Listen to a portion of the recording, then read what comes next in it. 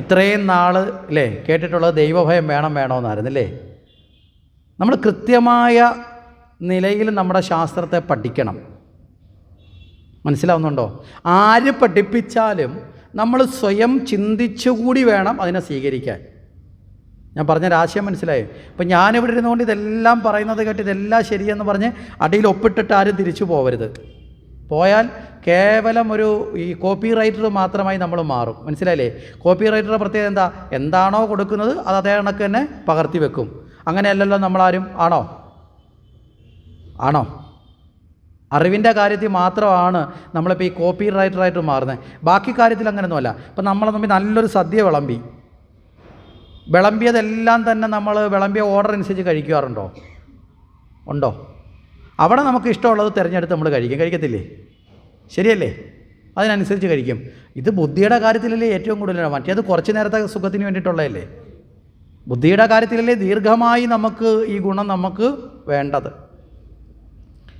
ഇവിടെ എന്താ ദൈവഭയത്തെക്കുറിച്ച് നമ്മൾ ചിന്തിക്കണമെന്ന് പറഞ്ഞുള്ള കാരണം, ഭക്തിയിൽ ആദ്യം തന്നെ ഇല്ലാതാകേണ്ട ദുർഗുണം ഏതാണെന്ന് ചോദിച്ചാൽ, ഭക്തി യഥാർത്ഥത്തിൽ ഈശ്വരനെ നേടിത്തരാൻ വേണ്ടി മാത്രമുള്ളതല്ല. ഭക്തി നമ്മളിലുള്ള ദുർഗുണത്തെ ഇല്ലാതാക്കാനാണ്. നമ്മളിലുള്ള ദുർഗുണത്തെ ഇല്ലാതാക്കുമ്പോഴാണ് നമുക്ക് ആരെ കിട്ടുന്നത്? ഈശ്വരനെ കിട്ടുന്നത്.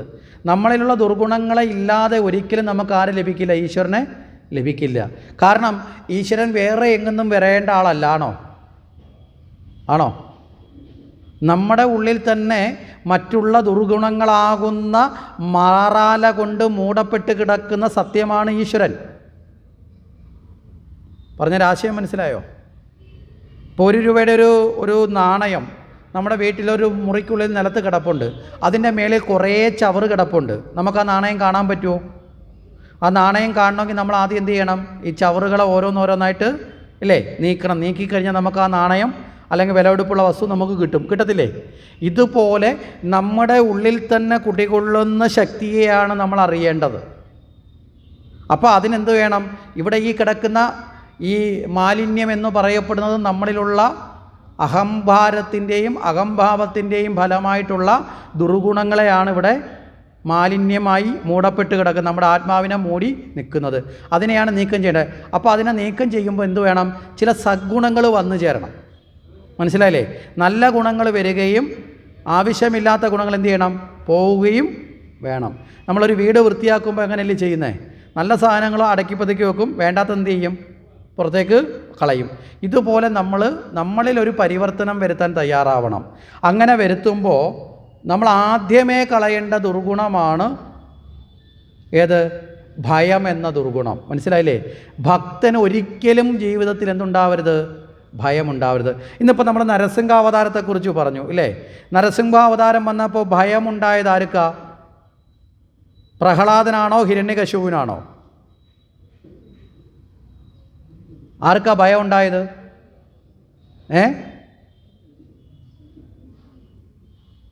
ആർക്കാ? 50 വർഷമായി നമ്മൾ യജ്ഞങ്ങൾ കാണുകയും കേൾക്കുകയൊക്കെ ചെയ്യുന്നവരല്ലേ. ആർക്കാ ഭയം ഉണ്ടായത്? ഹിരണ്യകശിപുവിനാണ് ഭയം ഉണ്ടായത്.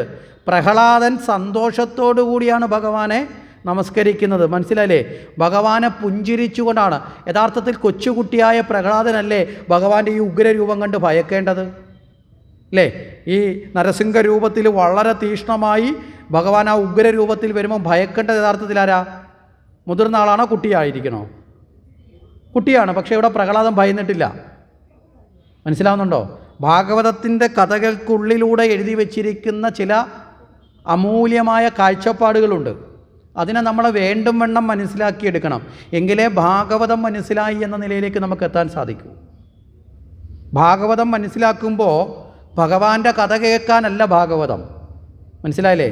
നമ്മളിലുള്ള പോരായ്മകളെ നികത്താനും നമ്മളിൽ ആവശ്യമായ നന്മകളെ നിറയ്ക്കാനും നമ്മുടെ ജീവിതത്തെ പരിവർത്തനം ചെയ്യാനും ഉതകുന്നതായി ഭാഗവതം മാറണം. അത് ഭാഗവതമായാലും രാമായണമായാലും ഏത് പുരാണങ്ങളാണെങ്കിലും ഈശ്വര ചിന്തകളുടെ പ്രാധാന്യം നമ്മളിലെ പരിവർത്തനമാണ്. നമ്മൾ എത്ര കേട്ടിട്ട് നമ്മളിലൊരു മാറ്റം ഇല്ലെങ്കിൽ കേട്ടതുകൊണ്ട് വല്ല കാര്യമുണ്ടോ? മനസ്സിലായില്ലേ? നമുക്കൊരു മാറ്റവും ഇല്ല. വീണ്ടും ഞാൻ പഴയത് കണക്ക് തന്നെയാണെങ്കിൽ പിന്നെ കേട്ടതുകൊണ്ട് വല്ല കാര്യമുണ്ടോ? അല്ല, പണ്ടുള്ളവർ പറയില്ല, കുഴൽ പിടിച്ച് വാലിട്ട് കഴിഞ്ഞാൽ അല്ലേ എത്ര കാലം കഴിഞ്ഞാലും ഒന്നും വരില്ല എന്ന് പറയുന്ന കണക്കാണെങ്കിൽ നമ്മൾ സജ്ജനങ്ങളായി മാറാൻ ഭാഗവതം കൊണ്ട് ഗുണം ചെയ്യുമോ? നമ്മളെ സജ്ജനത്തെ സൃഷ്ടിക്കാനാണ്. അപ്പം നമ്മളിൽ മാറ്റം ഉണ്ടാവണം. അപ്പോൾ ഇവിടെ പ്രഹ്ലാദൻ വളരെ സന്തോഷത്തോടെ, എന്താ കാരണം? ഭക്തിയിൽ ഒരിക്കലും ഭയം പാടില്ല എന്ന് വളരെ കൃത്യമായി പറഞ്ഞിട്ടുള്ള ദേവനാണ് ശ്രീകൃഷ്ണൻ. മനസ്സിലായില്ലേ? അർജുനനെ ഉപദേശിക്കുന്ന സമയത്ത് ഭഗവാൻ ദൈവീക സമ്പത്ത് എന്തൊക്കെയാണെന്ന് പറയുന്നൊരു ഭാഗമുണ്ട് ഇതിനകത്ത്, നമ്മുടെ ഭഗവത്ഗീതയ്ക്കകത്ത്. ഭഗവത്ഗീതയുടെ 16-ാമത്തെ അധ്യായം ദൈവാസുര സമ്പത്ത് വിമോക്ഷയോഗം എന്ന് പറയുന്നത്. ദൈവാസുര സമ്പത്ത്, ദൈവീകമായ സമ്പത്ത് എന്താ? ആസുരികമായ സമ്പത്ത്. ആസുരന്മാർക്ക് സമ്പത്തുണ്ട്. സമ്പത്ത് എന്ന് വെച്ചാൽ ഈ കയ്യിലിരിക്കുന്ന മുതലുകൾ. അപ്പോൾ ഇവിടെ സമ്പത്തെന്ന് പറഞ്ഞാൽ, നമ്മളിപ്പോൾ നമ്മുടെ ധാരണയിൽ സമ്പത്തെന്ന് പറഞ്ഞാൽ നാട്ടിലാകെയുള്ളൊരു സമ്പത്ത് എന്താ? ഇപ്പം നമ്മുടെ ധാരണയിൽ സമ്പത്തെന്ന് പറഞ്ഞാൽ എന്താ? നമ്മൾ പറയാം അവൻ ഭയങ്കര സമ്പന്നനാണ്. എന്താ അർത്ഥത്തിലാണ് പറയുന്നത്? കുറച്ച് കാശുള്ളവനെ നമ്മളിപ്പോൾ അങ്ങനെ അർത്ഥത്തിലാണ് പറയുന്നത്. മനസ്സിലായില്ലേ? ഇവിടെ ഭഗവാൻ പറയുന്നു അതല്ല സമ്പത്ത്. നമ്മൾ അതുമാത്രം സമ്പത്തെന്ന് വിചാരിച്ചതാണ് ജീവിതത്തിൽ മറ്റു പല മൂല്യങ്ങളും നമുക്ക് നഷ്ടപ്പെട്ടു പോയതിൻ്റെ കാരണം. അതിനെ ചൊല്ലി തമ്മിലടിക്കുന്ന, കലഹിക്കുന്നവരായി നമ്മൾ മാറിയത്. ഇന്ന് നമ്മുടെ കുടുംബ ബന്ധങ്ങൾ പോലും തകർന്നു പോയിക്കൊണ്ടിരിക്കുന്നത് പണത്തെ ചൊല്ലിയിട്ടാണല്ലേ? ശരിയല്ലേ? അച്ഛനും അമ്മയും മക്കളും സഹോദരനും സഹോദരിമാർ പോലും പരസ്പരം ശത്രുവാകുന്നതിൻ്റെ മുഖ്യ ഘടകമായി നേതു മാറുന്നുണ്ട്. ഇന്ന് പണം മാറുന്നുണ്ടല്ലേ? ഉണ്ടോ ഇല്ലയോ? നമ്മൾ മനസ്സിലാക്കുക. അത് മാത്രം സമ്പത്തെന്ന് തെറ്റിദ്ധരിച്ചതാണ് നമ്മുടെ അപജയത്തിൻ്റെ കാരണം. ഇവിടെ നമ്മൾ മനസ്സിലാക്കേണ്ടത് സമ്പത്തെന്ന് പറയുമ്പോൾ നല്ല മാതാപിതാക്കളെ ലഭിക്കുന്നത് ഒരു വലിയ സമ്പത്താണ്. ശരിയല്ലേ? നമ്മളെപ്പോഴെങ്കിലും അങ്ങനെ ചിന്തിച്ചിട്ടുണ്ടോ? നമ്മുടെ കുഞ്ഞുങ്ങൾക്ക് നമ്മൾ ഏറ്റവും വലിയ സമ്പത്താവുന്നത് നമ്മൾ നല്ല മാതാപിതാക്കളാവുമ്പോഴാണ്. നല്ല മക്കളെ ലഭിക്കുന്നത് ഒരു സമ്പത്താണ്. നല്ല സഹോദരനെ ലഭിക്കുന്നതും സഹോദരിയെ ലഭിക്കുന്ന ഒരു സമ്പത്താണ്. നല്ല ഗുരുനാഥന്മാരെ ലഭിക്കുന്ന സമ്പത്താണ്. നല്ല സുഹൃത്തുക്കളെ ലഭിക്കുന്ന സമ്പത്താണ് അല്ലേ? നല്ല ആരോഗ്യം ഉണ്ടാകുന്ന ഒരു സമ്പത്താണ്. ശരിയല്ലേ? നല്ല ആരോഗ്യം ഇല്ലെങ്കിൽ എന്താ സംഭവിക്കുന്നത്? നിസ്സാരമായി നമ്മൾ ചിന്തിച്ചൊക്കെ 30 വർഷം കൊണ്ട് നമ്മൾ അധ്വാനിച്ച് ബാങ്കിൽ കൊണ്ട് ഡിപ്പോസിറ്റ് ചെയ്ത് പൊന്നുരുക്കുന്നതിൻ്റെ അടുത്ത് കാവലിരിക്കുന്നതിനൊക്കെ അടച്ചു വെച്ചിരുന്ന സാധനം മൊത്തവും ഒരു നല്ല രോഗം വന്നാൽ 3 ദിവസം കൊണ്ട് തീർന്നു പോകത്തില്ലേ? പോകത്തില്ലയോ? പറഞ്ഞാൽ അർത്ഥം മനസ്സിലായില്ലേ? 30 വർഷം കൊണ്ട് സ്വരുക്കൂട്ടി വെച്ചത് മുഴുവൻ നല്ല ആരോഗ്യം ഇല്ലെങ്കിൽ 3 ദിവസം മതി തീർന്നു പോകാൻ. ഇന്നത്തെ ഹോസ്പിറ്റലിൽ ചെന്ന് കഴിഞ്ഞാൽ ആ മിഷനകത്തൂടെ കയറി ഈ മിഷനകത്തൂടെ കയറി ഇപ്പുറത്ത് വരുമ്പോൾ രോഗം ഇല്ലയെന്ന് റിപ്പോർട്ട് എഴുതിയാലും ബില്ലടയ്ക്കണം അല്ലേ? രോഗം ഉണ്ടെന്ന് പറഞ്ഞാലും ബില്ലടയ്ക്കണം. അപ്പോൾ നല്ല ആരോഗ്യ സമ്പത്താണ്, നല്ല സ്വഭാവ സമ്പത്താണ് അല്ലേ? നമുക്ക് പാടാനോ പറയാനോ സംസാരിക്കാനോ ഡാൻസ് കളിക്കാനോ ഉള്ളൊരു കഴിവുണ്ടെങ്കിൽ അതൊരു സമ്പത്തല്ലേ? പറഞ്ഞാൽ അർത്ഥം മനസ്സിലായോ? നല്ല അയൽക്കാരൊരു സമ്പത്തല്ലേ? നല്ല ഒരു നാട്ടിൽ ജനിക്കാൻ സാധിക്കുന്ന ഒരു സമ്പത്തല്ലേ? കുടിക്കാൻ നല്ല വെള്ളം ലഭിക്കുന്ന സമ്പത്താണ്. അതുപോലും ഇല്ലാത്ത നാട്ടിലൊക്കെ ഇപ്പോൾ നമ്മൾ പലരും ജീവിക്കുന്നത്. നല്ല സൂര്യപ്രകാശം ലഭിക്കുന്ന സമ്പത്താണ്. അങ്ങനെ നോക്കുമ്പോൾ കേവലം പണം മാത്രമല്ല സമ്പത്ത് എന്ന് തിരിച്ചറിയണം. ഈ തിരിച്ചറിവാണ് നമുക്ക് നഷ്ടപ്പെട്ടു പോയത്. ഇവിടെ ഭഗവാൻ പറയുന്നു, ഇതിൽ നിന്ന് ഇത്തരം പറഞ്ഞ ഒത്തിരി സമ്പത്ത് ഇപ്പോൾ ഞാൻ പറഞ്ഞു, ഇതിൽ നിന്ന് ഏറ്റവും സെലക്ട് ചെയ്ത് 26 ഗുണങ്ങളെ ഭഗവാൻ ദൈവീക സമ്പത്ത് എന്നൊരു പേരിട്ട് പറയുന്നുണ്ട്. നമ്മൾ ഭഗവാന്റെ മുമ്പിൽ വന്ന് കൃഷ്ണനെ നോക്കി ഭഗവാനെ എന്ന് പറഞ്ഞ് പ്രാർത്ഥിക്കുക മാത്രമല്ല വേണ്ടത്. നമ്മൾ സജ്ജനങ്ങൾ ഭഗവാൻ എന്താണോ ജീവിതത്തിൽ പാലിക്കണമെന്ന് മനസ്സിലായില്ലേ? പല സന്ദർഭങ്ങളിലായി ഭഗവാന്റെ ജീവിതത്തിലൂടെ ഉപദേശിച്ചിട്ടുള്ളതിനെ പഠിച്ച് മനസ്സിലാക്കി അതിനെ സ്വീകരിക്കുമ്പോഴാണ് നമ്മൾ യഥാർത്ഥ ഭക്തന്മാരാവുന്നത്. ഇല്ലെങ്കിൽ നമ്മൾ നമ്മുടെ ആവശ്യത്തിന് വേണ്ടിയുള്ള ഭക്തന്മാരാവുക ചെയ്യുന്നത്. ഇപ്പം ഭക്തന്മാരാ 98% ഭക്തന്മാരും അങ്ങനെയുള്ളവരാ. നമ്മുടെ ആവശ്യത്തിന് വേണ്ടിയിട്ടാണ് നമുക്ക് ഭക്തി. ശരിയല്ലേ?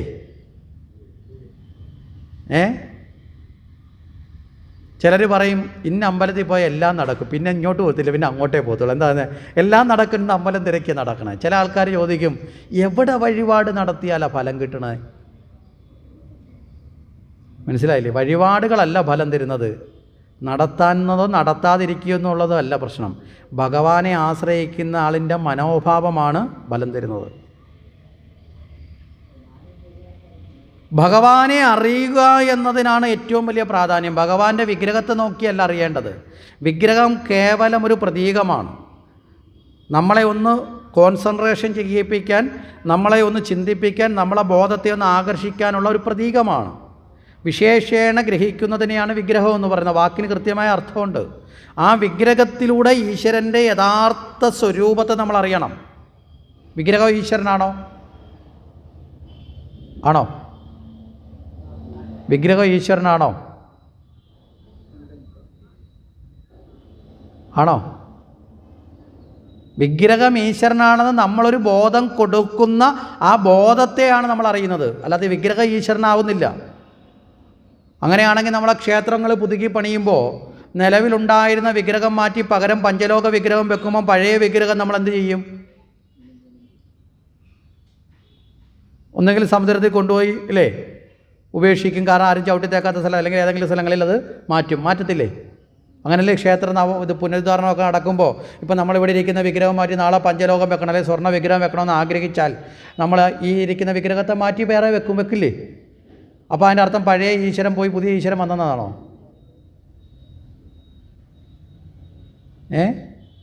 നമ്മുടെ ബുദ്ധിയിലേക്ക് നമ്മൾ എടുക്കുക. അവിടെ ആ ഈശ്വരൻ്റെ ചൈതന്യത്തെ നമ്മൾ കൽപ്പിച്ചതാണ്. മന്ത്രതന്ത്ര പൂജാതി വിധികളോടെ ആരാധിക്കുന്ന ആ ഭാവത്തിലിരിക്കുന്ന ക്ഷേത്ര ചൈതന്യത്തിൽ നമ്മളാണ് വിഗ്രഹത്തിൽ ഈശ്വരനെ ദർശിക്കുന്നത് അല്ലേ? ആ ദർശിക്കുന്ന നമ്മുടെ മനസ്സിൽ ആ ഈശ്വരബോധം ഉള്ളത് കൊണ്ടല്ലേ അവിടെ പ്രതിബിംബം ഉണ്ടാവുന്നത്. ഈശ്വരബോധം ഇല്ലാത്തൊരാളുടെ മുമ്പിൽ ആ പ്രതിബിംബം ഉണ്ടാവുമോ? ഉണ്ടാവില്ല. കണ്ണാടിയുടെ മുമ്പിൽ ചെന്ന് നോക്കുന്നവൻ്റെ പ്രതിബിംബമാണ് കണ്ണാടിയിൽ ഉണ്ടാവുന്നത് അല്ലേ? അതോ വേറെ വല്ലതും ഉണ്ടാവുമോ? നോക്കുന്ന ആളുടെ പ്രതിബിംബമാണ്. ഇതുപോലെയാണ് നമ്മൾ അപ്പോൾ ഭഗവാനെ അറിയുക എന്ന് പറഞ്ഞാൽ, ഭഗവാനെ ആരാധിക്കുക എന്ന് പറഞ്ഞാൽ ആ ഭഗവാന്റെ ജീവിത ദർശനങ്ങളിലൂടെ നമ്മൾ യാത്ര ചെയ്യണം. മാവേലിക്കര വാഴുന്ന സാക്ഷാൽ ശ്രീകൃഷ്ണ ഭഗവാനെ നമ്മൾ എത്ര പേര് അറിയാൻ ശ്രമിക്കുന്നുണ്ട്? നമ്മൾ ഭഗവാനെ ആരാധിക്കുന്നുണ്ട്. അതെങ്ങനെയാണ്? എല്ലാ ദിവസവും രാവിലെ പോകണം തൊഴുതണം, വൈകിട്ട് പോകണം തൊഴുതണം, അങ്ങനെയാണോ? അല്ല. അങ്ങനെ മാത്രമല്ല, അത് കേവല ആരാധനയാണ്. മനസ്സിലായില്ലേ? ഭക്തിയിൽ ചില ആരാധനകളിൽ ഈ കേവലാരാധനയുണ്ട്, ഉത്തമാരാധനയുണ്ട്, ഇങ്ങനെ ചില വ്യത്യാസമുണ്ട്. അപ്പോൾ ഭഗവാൻ തന്നെ വളരെ കൃത്യമായിട്ട് ഗ്രേഡ് തിരിച്ചിട്ട് ഭക്തന്മാരെക്കുറിച്ച് പറയും ഭഗവത്ഗീതയിൽ. അർജുനോട് പറയും, അർജുന, എനിക്ക് ഭക്തന്മാരായി 4 തരക്കാരുണ്ട്. മനസ്സിലായില്ലേ? 4 വിഭാഗത്തിൽപ്പെടുന്നവരുണ്ട്. നമ്മളൊക്കെ സ്കൂളിൽ വിടുന്ന കുട്ടികൾക്ക് ഇപ്പോൾ ഗ്രേഡ് ഉണ്ടല്ലോ അല്ലേ? A+ അല്ലേ, ഫുൾ A+, B ഇങ്ങനെയൊക്കെ പറഞ്ഞ ഗ്രേഡുണ്ട്. അതുപോലെ ഭഗവാൻ ഇവിടെ ഗ്രേഡ് കൃത്യമാക്കിയിട്ടാണ് പറയണത്. ഇവിടെ സ്കൂളിൽ പോകുന്ന കുട്ടികളെ ഗ്രേഡ് തിരിക്കുന്നത് ആരാ? സ്കൂളിൽ പോകുന്ന കുട്ടികളുടെ ഗ്രേഡ് തിരിക്കുന്നത് ആരാ? അച്ഛനും അമ്മയാണോ? പഠിക്കാൻ പോകുന്ന കുട്ടിയാണോ? ആരാ? ടീച്ചേഴ്സാണ്, അധ്യാപകരാണ് തിരിക്കുന്നത്. എന്തിനെ അടിസ്ഥാനപ്പെടുത്തി? അവൻ്റെ മാർക്കിനെ, അവൻ്റെ കഴിവിനെ അല്ലേ, വിദ്യയെ അടിസ്ഥാനപ്പെടുത്തി. അപ്പോൾ ക്ഷേത്രത്തിൽ പോകുന്ന നമ്മുടെ ഗ്രേഡ് തിരിക്കുന്നത് ആരാ?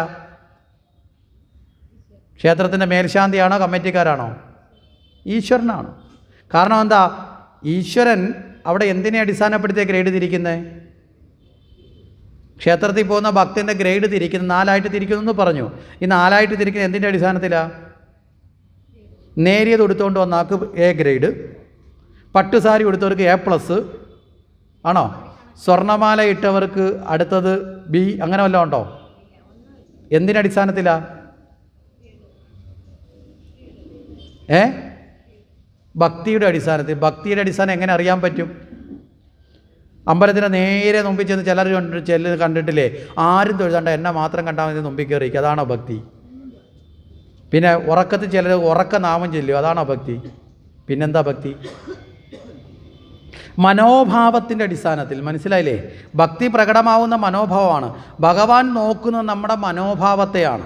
മനസ്സിൻ്റെ ശുദ്ധി എന്താണ്, ആ വ്യക്തിയുടെ മനോഭാവത്തെ നോക്കിയിട്ടാണ് ഭഗവാൻ ഗ്രേഡ് തിരിക്കുന്നത്. മനസ്സിലായില്ലേ? നമ്മൾ വീട്ടിൽ നിന്ന് അമ്പലത്തിലേക്ക് പോകാവുന്ന സമയത്ത് നമ്മൾ എത്ര മണിക്കൂർ എടുത്ത് ശരീരത്തെ ഒരുക്കും? നമ്മൾ ഈ മനസ്സിനെ ഒരുക്കാറുണ്ടോ? ഉണ്ടോ? യഥാർത്ഥത്തിൽ ഒരുക്കേണ്ടത് എന്തിനെയാണ്? മനസ്സിനെയാണ്. ഇവിടെയാണ് നമ്മൾ ചിന്തിക്കേണ്ടത്. ഇവിടെ മനസ്സിനെയാണ്. ഈ മനസ്സിനെ ഒരുക്കാനാണ് ക്ഷേത്രങ്ങളിലെത്തിയ നാമജപം ഉണ്ടാവണമെന്ന് പറയുന്നത്. ക്ഷേത്രത്തിലേക്ക് പോകുന്ന നിമിഷം മുതൽ, പണ്ട് ഇതിനൊരു വളരെ കൃത്യമായി നമ്മുടെ പൂർവികർ ചെയ്തു വെച്ചിരുന്ന ചില സമ്പ്രദായങ്ങളുണ്ട്. നമ്മളെ ചില ആചാരങ്ങൾ വളരെ ശാസ്ത്രീയമായിട്ടാണ് ചിട്ടപ്പെടുത്തിയിട്ടുള്ളത്. എന്താണെന്ന് ചോദിച്ചു കഴിഞ്ഞാൽ, നമ്മളിപ്പോൾ വീടുകളിൽ തന്നെ പണ്ട് കാലത്ത് പൂ പിടിക്കുന്ന ചെടികൾ നട്ടു വളർത്തുക എന്നൊരു ശീലം ഉണ്ടായിരുന്നു വീടുകളിൽ, അല്ലേ? പണ്ടത്തെ നമ്മുടെ ആൾക്കാരുടെ ഒരു ശീലം എന്താ? നല്ല പൂ പിടിക്കുന്ന നിത്യേന പൂ കിട്ടുന്ന ചെടികൾ നട്ടു വളർത്തുമായിരുന്നു, അല്ലേ? വെള്ളം ഒഴിച്ച് വളർത്തും. എന്താ കാരണം? നിത്യേന ഈ പൂക്കൾ നട്ട് വളർത്താൻ വെള്ളം ഒഴിക്കുമ്പോഴും അവരുടെ മനസ്സിൽ ഈ പൂക്കൾ ദേവപൂജയ്ക്ക് വേണ്ടിയിട്ടാണ്. അപ്പോൾ ആ ഭാവത്തോടു കൂടി വെള്ളം ഒഴിക്കുമ്പോൾ അവരുടെ മനസ്സിലായി ഈശ്വരചിന്ത നിറയും. അത് കഴിഞ്ഞ് അതിൽ നിന്ന് പൂ ഇറുക്കുന്ന സമയത്ത് നാമം ജപിച്ചുകൊണ്ട് പൂ ഇറുക്കുന്ന മുത്തശ്ശിമാർ പണ്ടുണ്ടായിരുന്നു. മനസ്സിലായില്ലേ? നാമം ചൊല്ലിക്കൊണ്ട് പൂ ഇറുത്ത് അത് കെട്ടുന്ന സമയത്തും ഭഗവാന്റെ നാമം ജപിച്ചുകൊണ്ട് മാല കെട്ടി അതും കയ്യിൽ പിടിച്ച് ക്ഷേത്രത്തിലേക്ക് എത്തി കൊടുക്കുമ്പോൾ എത്ര മണിക്കൂറുകളായിട്ട് അവരുടെ മനസ്സ് ഭഗവാനുമായി ചേരുക. ഇന്നങ്ങനെ വല്ലതും ഉണ്ടോ? നമ്മുടെ വീട്ടിൽ പൂ പിടിക്കുന്ന ചെടിയെല്ലാം വെട്ടിക്കളഞ്ഞപ്പോൾ ഓർക്കിഡ് ആന്തൂറിയായി. കാരണം എന്താ? പിച്ചാനും നമുക്ക് മടിയാണ്. ഭഗവാന് വേണ്ടിയിട്ടാണെങ്കിലും പിച്ചാൻ എന്താ? വില കൂടിയ ചെടിയാണെന്ന് പറയും. മനസ്സിലായില്ലേ?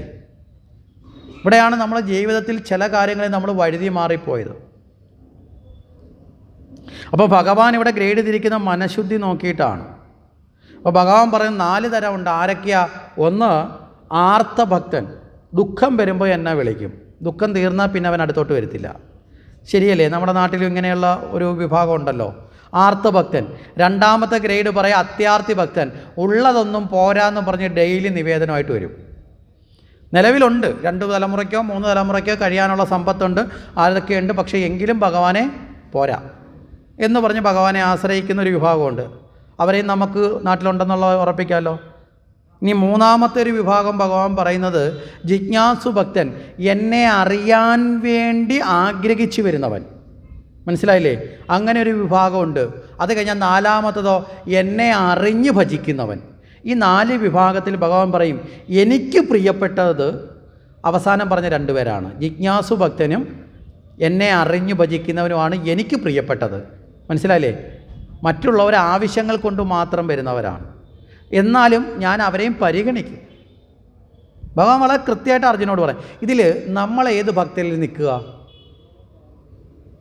പുറത്ത് പറയണ്ട, എന്നാലും മനസ്സിലൊന്ന് പറഞ്ഞു നോക്കേ. നിങ്ങളിരിക്കുന്ന ഭഗവാന്റെ സന്നിധിയിലാണ്. മനസ്സിലൊന്ന് പറഞ്ഞേ, നമ്മളിപ്പോൾ ഏത് തലത്തിലാണ് നിൽക്കുന്നത്? ആർത്തഭക്തനാണോ? അത്യാർത്തി ഭക്തനാണോ? ജിജ്ഞാസു ഭക്തനാണോ? ജ്ഞാനി ഭക്തനാണോ? ഏതിലാ? നമ്മളതിൽ ഓരോ പടിയായി കടക്കാനാണ് ശ്രമിക്കേണ്ടത്. മനസ്സിലായില്ലേ? ഭഗവാനെ അറിഞ്ഞിട്ടുള്ള ഭക്തനാണെന്ന് പറയുമ്പോൾ നമ്മൾ മനസ്സിലാക്കേണ്ടത് നമ്മൾ കുറേ കഥ കേട്ടിട്ടുണ്ടെന്ന അർത്ഥത്തിൽ അത് പറഞ്ഞു കളയരുത്. ഭഗവാനെ അറിഞ്ഞു ഭജിക്കുന്ന ഭക്തനിൽ ഒരു മോഹവും ഉണ്ടാവത്തില്ല. അങ്ങനെ പറയാൻ പറ്റുന്നവരുണ്ടോ ഇവിടെ? വെറുതെ നമ്മൾ വാക്കുകൊണ്ട് പറയാം ഞാൻ ജ്ഞാനി ഭക്തൻ. എന്താ? എനിക്ക് ഭാഗവതത്തിലെ കഥ മൊത്തം അറിയാം. മനസ്സിലായില്ലേ? കഥ അറിയുന്നത് കൊണ്ട് ഒരു കാര്യമില്ല. കഥ ചില ബോധപ്പെടുത്തലും ചില കാര്യത്തെ ശരിയാക്കണം. ശരിയായില്ല എങ്കിൽ കഥ അറിഞ്ഞുകൊണ്ട് കാര്യമുണ്ടോ? ജീവിതത്തിൽ ഉപകാരപ്പെടാത്ത വിദ്യ കൊണ്ട് നമ്മൾ പഠിച്ചു എന്ന് പറഞ്ഞതുകൊണ്ട് നേട്ടമുണ്ടോ? ഒരു വിദ്യ പഠിച്ചാൽ അതെന്ത് വേണം? ജീവിതത്തിൽ ഉപകാരപ്പെടണം. അതുപോലെ ഭാഗവതം നമ്മുടെ ജീവിതത്തിൽ പരിവർത്തനം വരുത്തിയിട്ടില്ല എങ്കിൽ നമ്മൾ കേവലം ബുദ്ധിയിൽ മാത്രമേ കഥ അറിഞ്ഞുള്ളൂ എന്ന് വരും. മനസ്സിലാവുന്നുണ്ടോ? ഇവിടെയാണ് ദക്ഷൻ്റെ അധപ്പതനം നമ്മൾ മുമ്പേ പറഞ്ഞപ്പോൾ കാണാൻ സാധിക്കുന്നത്. ദക്ഷന് അറിവുണ്ട്, പക്ഷേ ആചരിച്ചതിൽ തെറ്റുപറ്റിപ്പോയി, ഇല്ലേ? ശിവനെ നിന്ദിച്ചു, ബ്രഹ്മദേവൻ്റെ പുത്രനായിട്ട് പോലും ജനിച്ചിട്ട് പോലും. അപ്പോൾ ഇവിടെ നമ്മൾ കൃത്യമായി മനസ്സിലാക്കേണ്ടത് ഭഗവാനെ പരിപൂർണമായി അറിഞ്ഞ ഭക്തനിൽ പിന്നെ എന്തുണ്ടാവില്ല? മോഹങ്ങളുണ്ടാവില്ല. അതാണ് ആ ഭക്തിയുടെ ലക്ഷണം. ആ ലക്ഷണമൊത്ത ആളാണ് പ്രഹ്ലാദൻ. അതാണ് നരസിംഹാവതാരത്തിൽ നിന്ന് നമ്മൾ പഠിക്കേണ്ടത്. അല്ലാതെ ഭഗവാൻ നരസിംഹമായി വന്നു, ഭഗവാന്റെ രൂപത്തെ നമ്മൾ ആരാധിച്ചു, അതല്ല. ഇവിടെ പഠിക്കേണ്ടത് ഭാഗവതത്തിൽ നരസിംഹത്തേക്കാൾ കൂടുതൽ നമ്മൾ പഠിക്കേണ്ടത് പ്രഹ്ലാദനെയാണ്. കാരണം നമ്മൾ ആരായി ആണ് ആദ്യം തീരേണ്ടത്? ഭക്തനായല്ലേ തീരേണ്ടത്, അല്ലേ? ഭക്തനായി തീർന്നാലല്ലേ ഭഗവാൻ നമ്മളിലേക്ക് വരുള്ളൂ, അല്ലാതെ വരുമോ? പ്രഹ്ലാദനിലുണ്ടായ നല്ല ഭക്തി എന്താ? ഇവിടെ എന്താ? പ്രഹ്ലാദനെയാണ് നമ്മളെന്ന് പറഞ്ഞത്, ഉറപ്പിച്ചു പറഞ്ഞത് അങ്ങനെയുള്ള ഭക്തനാണെന്ന് പറഞ്ഞ് പ്രഹ്ലാദനോട് ഭഗവാൻ നേരിട്ട് ചോദിക്കുകയാണ് എന്ത് വരം വേണം. നരസിംഹമൂർത്തിയായി വന്ന് ഹിരണ്യകശിപുവിനെ വധിച്ച് അതിനുശേഷം ദേവന്മാർ പറയുന്നുണ്ട്, ഈ പ്രഹ്ലാദനോട് പറയുന്നുണ്ട്, ആ ഹിരണ്യകശിപു നരസിംഹമൂർത്തിയുടെ ഉഗ്രമായ കോപത്തിൽ നിന്ന് അദ്ദേഹത്തെ ഒന്ന് ശാന്തനാക്കാൻ, മനസ്സിലായില്ലേ, അദ്ദേഹത്തിനെ ഒന്ന് സ്തുതിച്ച് ശാന്തനാക്കാൻ പ്രഹ്ലാദനെ നിയോഗിച്ച് പ്രഹ്ലാദനെ അടുത്തേക്ക് വിടുന്നുണ്ട്. പ്രഹ്ലാദൻ ഭഗവാനെ സ്തുതിച്ചുകൊണ്ട് അടുത്തേക്ക് ചെല്ലുമ്പോൾ എടുത്ത് തൻ്റെ മടിയിലിരുത്തുന്നുണ്ട് ഭഗവാൻ, അല്ലേ? തൻ്റെ ഇടത് മടിയിൽ തന്നെ സാക്ഷാൽ ലക്ഷ്മി ദേവിയെ ഇരുത്തുന്ന അതേ സ്ഥലത്ത് ആരെ ഇരുത്തി? പ്രഹ്ലാദനെ ഇരുത്തി. യാതൊരു കുഴപ്പവും ഭഗവാൻ ചെയ്തില്ല, അവിടെ മടിയിലിരുത്തി. ഇരുത്തിക്കഴിഞ്ഞിട്ട് പ്രഹ്ലാദനോട് ഭഗവാൻ സ്നേഹത്തോടെ ചോദിക്കുന്നുണ്ട്, എന്ത് വരം വേണം? നമ്മളൊക്കെ ഭക്തന്മാരായി അമ്പലത്തിൽ പോകുമ്പോൾ ഭഗവാൻ പ്രത്യക്ഷപ്പെട്ടിട്ട് എന്ത് വരം വേണമെന്ന് ചോദിച്ചാൽ നമ്മൾ എന്തു പറയും? ഇന്ന് രാവിലെ ആഗ്രഹിച്ചുകൊണ്ട് വന്നത് ചോദിക്കുമോ, ഇന്നലെ വന്ന് പറഞ്ഞിട്ട് പോയത് ചോദിക്കുമോ, കഴിഞ്ഞ വർഷം പറഞ്ഞത് ചോദിക്കുമോ, അതോ ഇനിയിപ്പോൾ ഇതെല്ലാം കൂടെ കൂട്ടിച്ചേർത്ത് കാൽക്കുലേറ്റ് ചെയ്തിട്ട് ഒരു ചോദ്യം ചോദിക്കും? ഏത് ചോദിക്കും?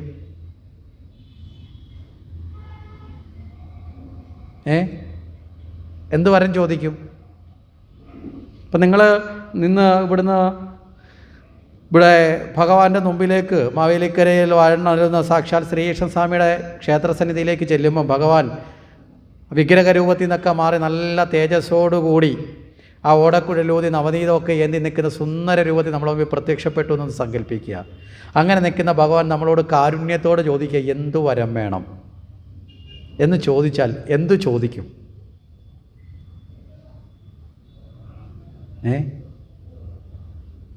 ഇതുവരെ നമ്മൾ അങ്ങനെ ഒരു വരം വേണോ ഇന്നത് ചോദിക്കുന്നു ഉറപ്പിച്ചിട്ടില്ലല്ലേ? ശരിയല്ലേ? ഉറപ്പിച്ചിട്ടുണ്ടോ? കാര്യം ഓരോ ദിവസവും നമുക്ക് ഓരോരോ ആഗ്രഹങ്ങളാണ്.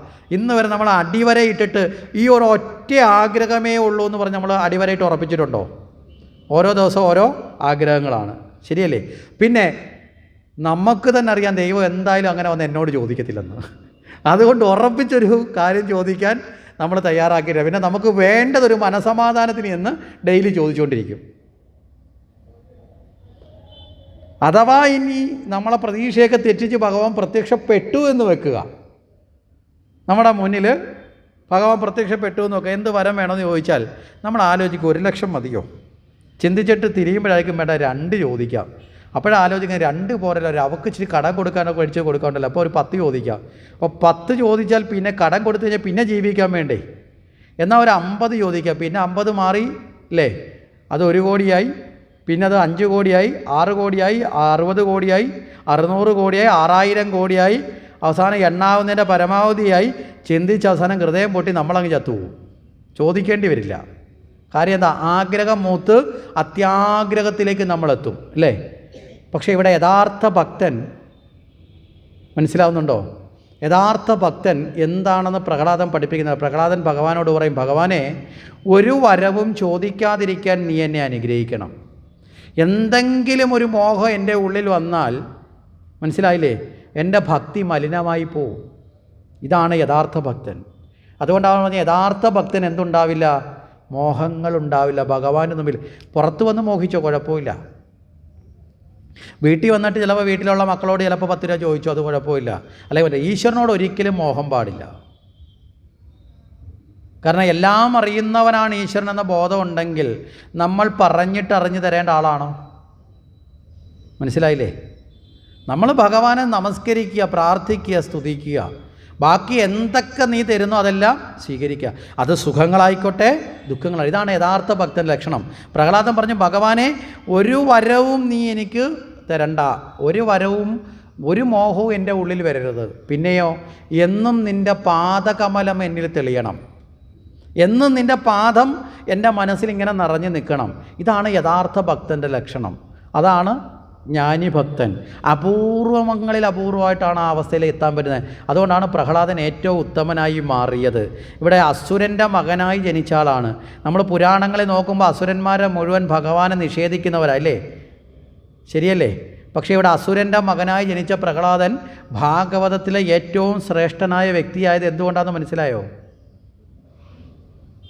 യഥാർത്ഥ ഭക്തിയിലേക്ക് ഉയർന്നതുകൊണ്ടാണ്. ഇനി രണ്ടാമത്തെ ഭക്തൻ്റെ ലക്ഷണം എന്താ? ജ്ഞാനിഭക്തൻ്റെ, ജിജ്ഞാസു ഭക്തൻ്റെ മോഹങ്ങളൊക്കെ ഉണ്ടാവും. പക്ഷേ കുറേ കഴിയും തോറും എന്ത് ചെയ്യും?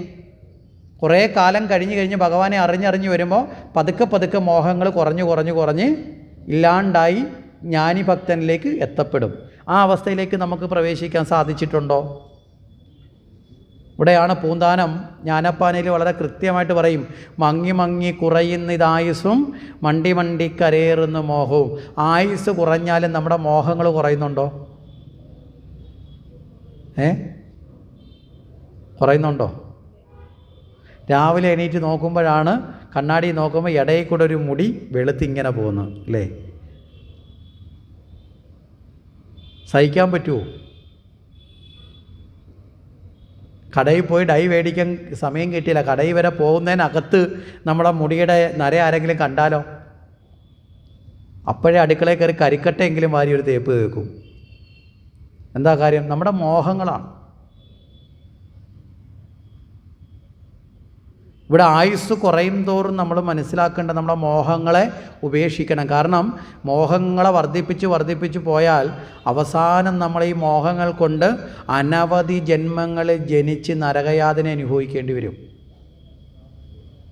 അത് ഭാഗവതത്തിൽ കൃത്യമായി പഠിപ്പിക്കുന്ന 2 കഥകളുണ്ട്. ഭരതൻ്റെ കഥ. സർവ്വതും ഉപേക്ഷിച്ചു, തൻ്റെ കുടുംബത്തിലുള്ള ഭാര്യയും മക്കളെയൊക്കെ ഉപേക്ഷിച്ച് ഭഗവാനെ സ്മരിക്കാൻ വേണ്ടി വനത്തിൽ പോയി. അവിടെ ഒരു നദിക്കരയിൽ പർണശാല കെട്ടി അവിടെ ഇരുന്നു കൊണ്ട് നാരായണ നാരായണ നാരായണ എന്ന് ജപിച്ച് കാലം കഴിച്ചുകൊണ്ടിരുന്നു. ഇങ്ങനെ കാലം കഴിഞ്ഞ് പോകുന്നതിൻ്റെ ഇടയ്ക്ക് ഭരതന് ഒരു ദിവസം സന്ധ്യാവന്ദനത്തിന് പോകുമ്പോൾ ഒരു മാൻ്റെ കുഞ്ഞിനെ എടുത്തുകൊണ്ട് വരേണ്ട ഒരു അവസ്ഥയുണ്ടായി. അതിൻ്റെ കാരണം ഒരു തള്ളമാൻ പ്രസവിച്ച ഉടനെ തന്നെ ഒരു ക്രൂരമൃഗം ഓട്ടിച്ചുകൊണ്ട് വന്നു. രക്ഷപ്പെടാൻ വേണ്ടി അത് നദിയിലെ പാറക്കെട്ടിന് മുകളിലൂടെ ചാടിയപ്പോൾ പ്രസവിച്ച് കുഞ്ഞു നിലത്തേക്ക് വീണു. ഈ തള്ള മരണപ്പെട്ടു. ഈ കുഞ്ഞു മാൻ വെള്ളത്തിലേക്ക് നീങ്ങി പോകുന്ന കണ്ടപ്പോൾ അത് വെള്ളത്തിൽ വീണ് മരിക്കാതിരിക്കാൻ തൽക്കാലത്തേക്ക് എന്ത് ചെയ്തു ഭരതൻ? അതിനെ എടുത്ത് തൻ്റെ ആശ്രമത്തിൽ കൊണ്ടുവന്നു. ആശ്രമത്തിൽ കൊണ്ടുവന്നിട്ട് അതിനെ ഉപേക്ഷിക്കാൻ തോന്നിയില്ല. കാരണം സ്വന്തമായിട്ട് ആഹാരം കഴിക്കാനൊന്നും അതിന് പ്രാപ്തി ആയിട്ടില്ല. അപ്പം വിചാരിച്ചു കുറച്ച് ദിവസം കഴിഞ്ഞ് ഉപേക്ഷിക്കാം. കുറച്ച് ദിവസം വരെ തൽക്കാലത്തേക്ക് എന്ത് ചെയ്തു? അതിന് വെള്ളവും പാലും ഒക്കെ കൊടുത്തതിനെ വളർത്തി. അതിന് വേണ്ട പുല്ലുമൊക്കെ പറിച്ചു കൊടുത്ത് വളർത്തി. കുറച്ച് ദിവസം കഴിഞ്ഞ് ഒന്ന് വളർന്ന് ഓടാനൊക്കെ, അപ്പോഴാണ് ഭരതൻ ചിന്തിച്ചത് ഒന്ന് സ്വന്തമായിട്ട് ഓടാനുള്ള പ്രായം വരെ ആവട്ടെ എന്ന് വെച്ചു. കാര്യം അല്ലാതെ കൊണ്ട് ഉപേക്ഷിച്ചാൽ അതിന് തീറ്റിയെടുക്കാനും ഓടാനും ഒക്കെ അതിനൊരവസ്ഥ വരട്ടെ എന്ന് വിചാരിച്ചു. അങ്ങനെ കുറച്ചൊന്ന് വളരുന്നത് വരെ ആ മാനെ ശുശ്രൂഷിച്ചു. അത് കഴിഞ്ഞ് കൊണ്ടുവന്ന് വനത്തിൽ കൊണ്ടുവന്ന് അതിനെ ഉപേക്ഷിച്ചു. ഉപേക്ഷിക്കുന്ന സമയത്താണ് ഉപേക്ഷിച്ച് തിരിച്ച് ആശ്രമത്തിലേക്ക് വരുമ്പോൾ ഇദ്ദേഹം കാണുന്ന കാഴ്ച വലിയ ഇടിയും മഴയും വന്നു. ഇദ്ദേഹത്തിൻ്റെ മനസ്സിലൊരു വിഷമം, ഞാൻ ഉപേക്ഷിച്ച മാൻ അത് എവിടെ പോയി നിൽക്കും ഈ മഴയത്ത്? ഈ ഇടിയും മഴയത്ത് അത് ആകെ ഭയന്ന് പോയില്ലേ? നേരെ ഓടിച്ചെന്ന് മാനെ എടുത്ത് വീണ്ടും തിരിച്ചു കൊണ്ടുവന്നു. മനസ്സിലല്ലേ? ഇങ്ങനെയാണ് നമ്മൾ കർമ്മത്തിലൊക്കെ ബന്ധിക്കുന്നത്. വീണ്ടും തിരിച്ച് കൊണ്ടുവന്നു. വീട്ടിൽ കൊണ്ടുവന്ന് 2-3 ദിവസം കഴിഞ്ഞ് മഴയൊക്കെ മാറിയപ്പോഴത്തേക്ക് വിചാരിച്ച് ഇതിനെ കൊണ്ട് ഉപേക്ഷിക്കാം. കൊണ്ടുപോയി ഒരിടത്ത് കൊണ്ടുവന്ന് വീണ്ടും ഉപേക്ഷിച്ചിട്ട് വീണ്ടും തിരിച്ചു വരുന്ന സമയത്താണ് കാണുന്നത് ആ ദിക്കിലേക്ക് ഒരു സിംഹം നടന്നു പോകുന്നത് കണ്ടു. മനസ്സിന് ശാന്തിയുണ്ടോ? കാര്യം ആ മാനെ ഈ സിംഹം ഭക്ഷണമാക്കിയാലോ? അപ്പോൾ അത് പെട്ടുപോയി, രക്ഷിക്കണം. അതുകൊണ്ട് എന്ത് ചെയ്തു? വളരെ വേഗത്തിൽ ഓടിച്ചെന്ന് ഈ മാനെ വീണ്ടും എടുത്ത് തിരിച്ചു കൊണ്ടുവന്നു. പിന്നീട് അടുത്ത ദിവസം കുറച്ച് നാൾ കഴിഞ്ഞപ്പോഴത്തേക്ക് മാൻ ഓടാനൊക്കെയുള്ള പ്രായമായി. മാനെ എടുത്ത് വേറൊരു ദിക്കിൽ കൊണ്ടുപോയി ഉപേക്ഷിച്ചിട്ട് രാജാവ് തിരിച്ച് വളരെ വേഗത്തിൽ ഈ ഭരതൻ തിരിച്ച് ആശ്രമത്തിലെത്തുന്നതിന് മുമ്പ് എന്ത് ചെയ്തു? മാൻ ഓടി തിരിച്ചുകൂടെ വന്നു. മാൻ വിചാരിച്ചു ഇതൊരു പുതിയ കളിയാണെന്ന്. മനസ്സിലായില്ലേ? എല്ലാ ദിവസവും എവിടെയെങ്കിലും കൊണ്ട് നിർത്തും. തിരിച്ച് ഇദ്ദേഹം ഇവിടെ വരുന്നതിന് മുമ്പ് ഓടി ഇവിടെ വരണം. നമ്മളെ വീട്ടിൽ നമ്മൾ കണ്ടില്ലേ, വീട്ടിൽ പട്ടിയെ പൂച്ചയൊക്കെ വളർത്തി നമ്മൾ എവിടെയും കൊണ്ട് വെച്ചിട്ട് നമ്മൾ ഓടിക്കഴിഞ്ഞാൽ അതെന്ത് ചെയ്യും? നമ്മളേക്കാൾ മുമ്പ് ഓടി വന്ന് അല്ലേ ഞാനാ ജയിച്ചതെന്ന് പറഞ്ഞു വന്നിരിക്കും. ഈ മാൻ ഇങ്ങനെ വന്ന് ഡെയിലി ഇരിക്കാൻ തുടങ്ങി. അങ്ങനെ പിന്നെ ഇതിനെ ഉപേക്ഷിക്കാൻ പറ്റാതായി. അവസാനം മരണക്കിടക്കെ കിടന്നപ്പോൾ ഈ മാനെക്കുറിച്ച് ഓർത്ത് പൂജാതി വിധികളിലുള്ള ശ്രദ്ധയൊക്കെ കുറഞ്ഞ് ഈശ്വര പൂജയ്ക്ക് വേണ്ടി മാത്രം ജീവിക്കാൻ പോയ ആൾ അവസാന നിമിഷം മാനെക്കുറിച്ച് ഓർത്തോർത്ത് മരിച്ചപ്പോൾ മാനെക്കുറിച്ച് ഓർത്തുകൊണ്ട് അടുത്ത ജന്മം മാനായി ജനിക്കേണ്ടി വന്നു. അന്ത്യകാലെ നാരായണ സ്മൃതിക്ക് പോയ ആളാണ്. അന്ത്യകാലെ നാരായണൻ മാറി പകരം ആരായി മാറി? മാനെ സ്മൃതിച്ചു. മനസ്സിലായില്ലേ? അടുത്ത ജന്മം മാനായി പിറന്നു. അത് കഴിഞ്ഞ് ആ ജന്മത്തിൽ മാനായി ജനിച്ചതുകൊണ്ട് ആ ദുഃഖത്തെ പൂർവ്വജന്മത്തിൻ്റെ വാസനകൾ ഈശ്വരനെ കുറേ നാൾ പൂജിച്ചല്ലോ, അതിൻ്റെ കൊണ്ട് പൂർവ്വജന്മത്തിൻ്റെ ഓർമ്മകളുള്ളത് കൊണ്ട് മാനായി ജനിച്ചവൻ മറ്റൊന്നുമായി കൂടിച്ചേരാതെ ജീവിച്ചു. ഇഴുകിച്ചേരാതെ ജീവിച്ചതിൻ്റെ ഫലമായി അത് കഴിഞ്ഞ് ആ മാൻ്റെ ജന്മം കഴിഞ്ഞ് അടുത്ത ജന്മം ഒരു ഭരതൻ എന്നുള്ള പേരിൽ തന്നെയാണ് ജനിക്കുന്നത്. ഒരു വളരെ ബ്രാഹ്മണ കുടുംബത്തിൽ, ബ്രഹ്മജ്ഞാനികളായ ഒരു കുടുംബത്തിൽ ജനിച്ചു. പക്ഷേ അവിടെ ഉപനയനം നടത്തിയതൊന്നും ശീലിച്ചില്ല, ആരോടും മിണ്ടില്ല, ആരോടും ഒന്നുമില്ല. അവസാനം നാട്ടുകാർ ജഡൻ എന്ന് വിളിക്കാൻ തുടങ്ങി. കാര്യം എന്താ, ഒരു ഗുണവും ഇല്ലാത്തവനെയാണല്ലോ നമ്മൾ ജഡൻ എന്ന് പറയും. ജഡാവസ്ഥ പോലെ അങ്ങനെ വെറുതെ അങ്ങോട്ട് പറഞ്ഞു വിട്ടാൽ അങ്ങോട്ട് പോയി, ഇങ്ങോട്ട് വിളിച്ചാൽ ഇങ്ങോട്ട് വരും. അതായത് ഒരു മന്ദബുദ്ധിയെ പോലെ ജീവിച്ചു. മനഃപൂർവ്വമാണ്. ആരോടെങ്കിലും ഇടപഴകി മനസ്സിലൊരു മമത വന്നാൽ വീണ്ടും ജനിക്കേണ്ടി വരും എന്നുള്ള പേടി കൊണ്ട് ഒന്നിനോട് ഇടപഴകാതെ ജീവിച്ചു. ഒടുവിൽ രഘുണൻ എന്ന് പറയുന്ന രാജാവിൻ്റെ പല്ലക്ക് ചുമക്കാനുള്ളൊരു നിമിത്തം ഉണ്ടായി. ആ പല്ലക്ക് ചുമക്കുന്ന സമയത്ത് രാജാവ് പറഞ്ഞ ശഹാരവർഷങ്ങൾക്ക് മറുപടി പറയാനായി ആദ്യമായി വാ തുറന്ന് സംസാരിച്ചു. രാജാവിനോട് ചോദിച്ചു, രാജാവേ, അങ്ങ് പറയുന്ന രാജാവ് ആരാണ്, സാധാരണക്കാരൻ ആരാണ്? ആത്മാവ് കൊണ്ട് നമ്മൾ രണ്ടുപേരും ഒരുപോലെയാണ്. തടിയൻ എന്ന് അങ്ങ് എന്നെ വിളിച്ചു. തടി ആത്മാവിനാണോ ശരീരത്തിനാണോ?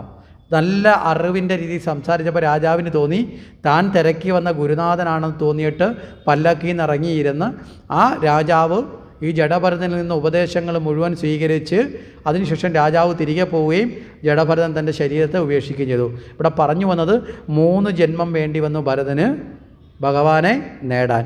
ഇതിനെയാണ് ഭാഗവതത്തിൽ ബാധകവാസന എന്ന് പറയും. മനസ്സിലായില്ലേ? 2 തരം വാസനകളാണ് നമുക്കുള്ളത് ഈശ്വരനെ നേടാൻ. വാസനകളെന്ന് പറഞ്ഞാൽ താല്പര്യം, ഒന്നിലേക്ക് എത്താൻ.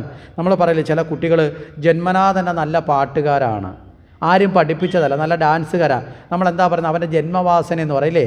വാസന എന്ന് വെച്ചാൽ അവനെ പ്രേരിപ്പിക്കുന്ന, ഒന്നിലേക്ക് എത്താൻ അവനെ തയ്യാറാക്കുന്നതിനെയാണ് വാസന. ഇവിടെ ഈശ്വരനെ നേടുന്നതിലേക്ക് നമ്മളെ തയ്യാറാക്കുന്നത് 2 തരം വാസനകളാണ്. അതിലെ ഒന്നാണ് ഇവിടെ പറഞ്ഞത് ബാധക വാസന. ബാധക വാസന വെച്ചാൽ ഒന്നിലധികം ജന്മങ്ങൾ വേണ്ടി വരുന്നത്. പറഞ്ഞ മനസ്സിലല്ലേ? ഒന്നിലധികം ജന്മങ്ങൾ ചിലപ്പോൾ നമുക്കതിന് വേണ്ടി വരും. ഇതാണ് ബാധക വാസന. ഇനി 2ാമത്തെ വാസന ഏതാ? സാധക വാസന. ഒരൊറ്റ ജന്മം കൊണ്ട് ഈശ്വരനെ നേടാൻ സാധിക്കുന്നത്. മനസ്സിലായില്ലേ? അതിനാരെയാണ് കഥയിൽ ഉദാഹരണമാക്കിയത്? അജാമിളൻ എന്ന് പറയുന്ന അജാമിളൻ്റെ മോക്ഷം. കന്യാകുബ്ജത്തിൽ ജനിച്ച അജാമിളൻ കുട്ടിക്കാലത്ത് നല്ലതുപോലെ എല്ലാ ശാസ്ത്രങ്ങളും പഠിച്ച ആളാണ്. പക്ഷേ പിന്നീട് ദുർഗുണങ്ങളടങ്ങിയ കൂട്ടുകെട്ടിലേക്ക് ചെന്നുപെട്ടു. മനസ്സിലായോ? ദുർഗുണങ്ങളടങ്ങിയ ആൾക്കാരിലേക്ക്, ദുർസംഗത്തിലേക്ക് ചെന്നുപെട്ടു. ഈ ദുർസംഗത്തിലേക്ക് ചെന്നുപെട്ട് കഴിഞ്ഞാൽ പിന്നെ ഈ സദ്ഗുണങ്ങൾ എന്തെങ്കിലും ജീവിതത്തിൽ ഉണ്ടാവുമോ? നല്ലൊരു മുല്ലപ്പൂ എടുത്തു, നല്ല മണമുണ്ട്. ഈ മുല്ലപ്പൂ എടുത്തിട്ട് നിങ്ങൾ ഏതെങ്കിലും മാലിന്യം കിടക്കുന്ന സ്ഥലത്തോട്ട് ഇട്ട് കഴിഞ്ഞാൽ പിന്നെ മുല്ലപ്പൂവിന് മണത്തിന് പ്രസക്തി ഉണ്ടോ? ഉണ്ടാവില്ല. ഇതുപോലെയാണ് സജ്ജനങ്ങൾ ദുർജനങ്ങളുമായി കൂടിച്ചേർന്നാൽ അവിടെ എന്തായി മാറും? ദുർജന സംസർഗം കൊണ്ട് നശിച്ചു പോകും. ഇവിടെ ഭാഗവതം വളരെ കൃത്യമായി പഠിപ്പിക്കുന്നൊരു പാഠമാണ്. ജീവിതത്തിൽ ഏറ്റവും ഭയക്കേണ്ടത് ദുർജന സംസർഗമാണ്. മനസ്സിലായില്ലേ? അല്ല ദൈവത്തിനെ അല്ല ഭയക്കേണ്ടത്. മുമ്പ് ദൈവഭയത്തിൽ നിന്നാണല്ലോ നമ്മൾ ഇവിടം വരെ വന്നത്. ദുർജന സംസർഗത്തെയാണ്.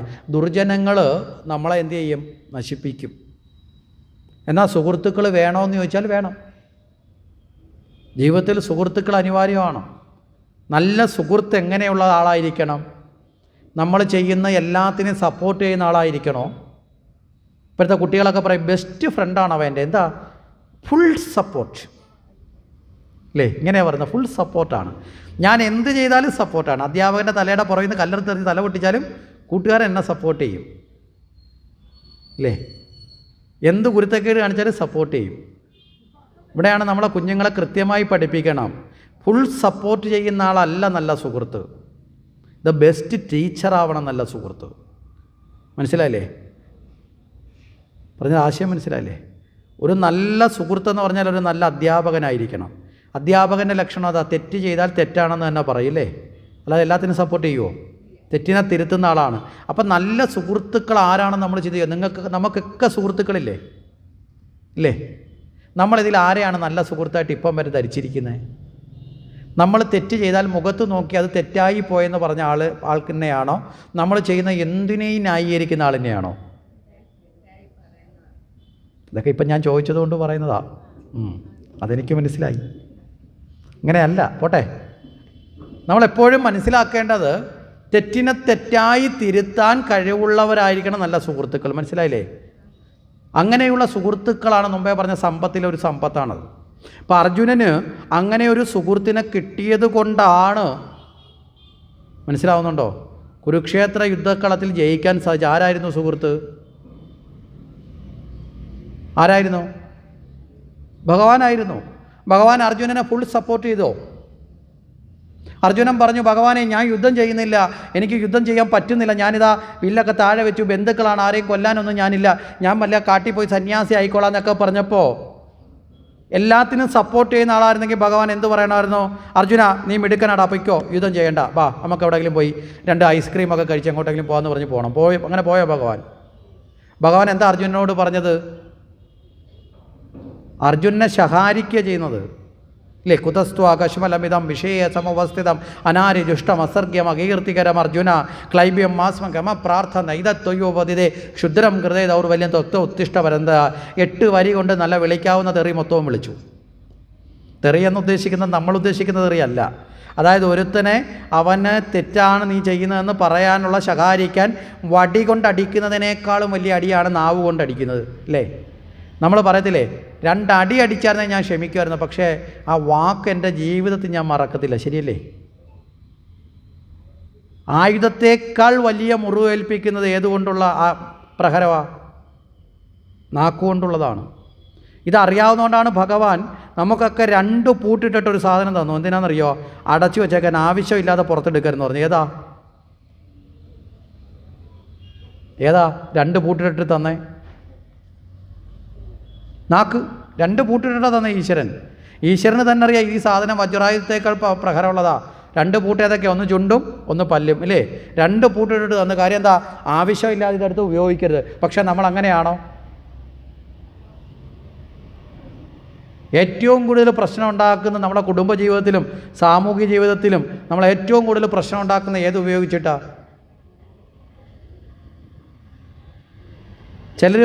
ചില സ്ഥലത്തൊക്കെ യജ്ഞത്തിന് പോയി വന്ന് പറയും, ആചാര്യ മനസ്സിനൊരു സുഖവും ഇല്ല, മൊത്തവും പ്രശ്നമാണ്, എന്താ ഒരു പരിഹാരം? ഏത് പൂജ നടത്തണം?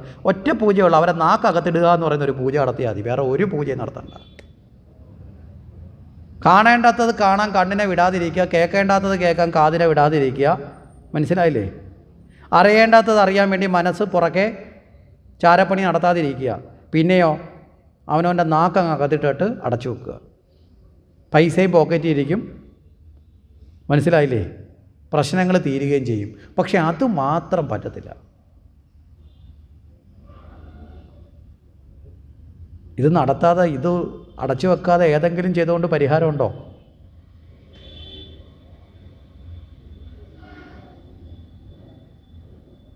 ഇന്ദ്രിയങ്ങളിൽ ഏറ്റവും നിയന്ത്രിക്കാൻ പ്രയാസമുള്ളത് നാക്കാണ്. അതുകൊണ്ടാണ് ബാക്കി എല്ലാത്തിനെയും നിയന്ത്രിക്കാനുള്ള വഴികൾ നമ്മുടെ ആചാര പദ്ധതിയിലുണ്ട്. അതിനെ നിയന്ത്രിക്കാൻ അവനവൻ സ്വയം വിചാരിച്ചാലേ പറ്റൂ. അതുകൊണ്ടാണ് നാമം ജപിക്കാൻ പറഞ്ഞത്. കാരണം എന്താ? നാവ് പിന്നെ വേറെ പണിക്ക് പോവില്ല. പോവോ? എല്ലായ്പ്പോഴും നാമം ജപിക്കണം എന്ന് പറയുന്നതിൻ്റെ പുണ്യം ഇതാണ്.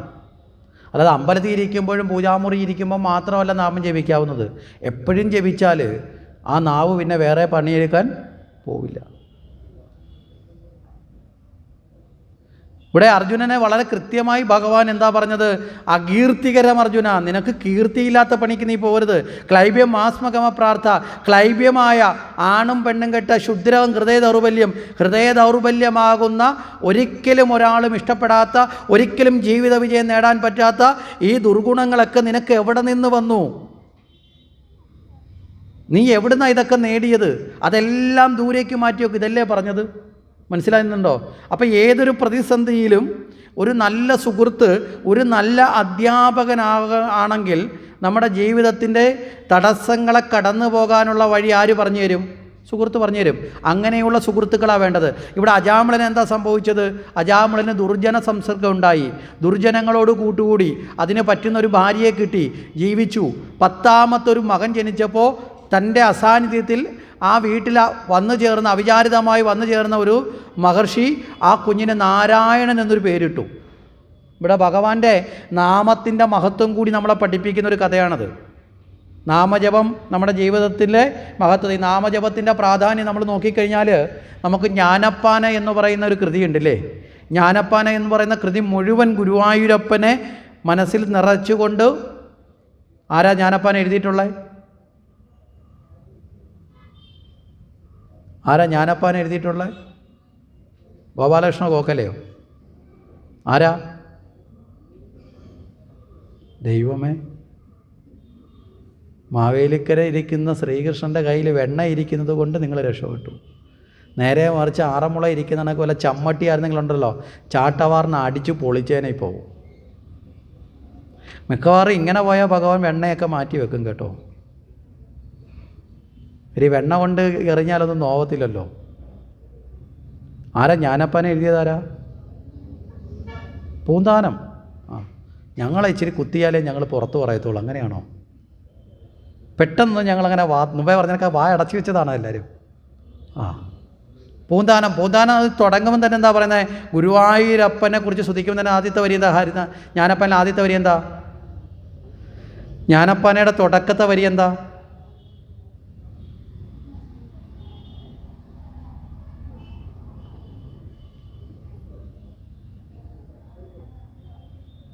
ജ്ഞാനപ്പാനയിലെ തുടക്കത്തെ വരി എന്താ?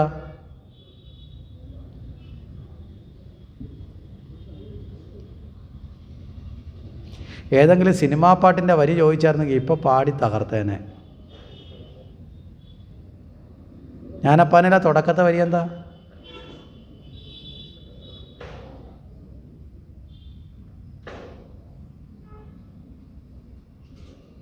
ഞങ്ങളൊക്കെ ഇച്ചിരി പ്രായം ചെന്നില്ലേ, ഓർമ്മക്കുറവുണ്ട്, അതുകൊണ്ടാണല്ലേ. ഇനി അതായിരിക്കും എളുപ്പം പറയാനുള്ളൊരു വഴി. നമ്മളിതൊക്കെ വളരെ കഷ്ടമാണ് കേട്ടോ. നമ്മുടെ ഹിന്ദു സമൂഹം നേരിടുന്ന ഏറ്റവും വലിയ അപകടത്തിലൊന്ന് നമ്മുടെ ശാസ്ത്രങ്ങൾ നമുക്കറിയില്ല എന്നുള്ളതാണ്.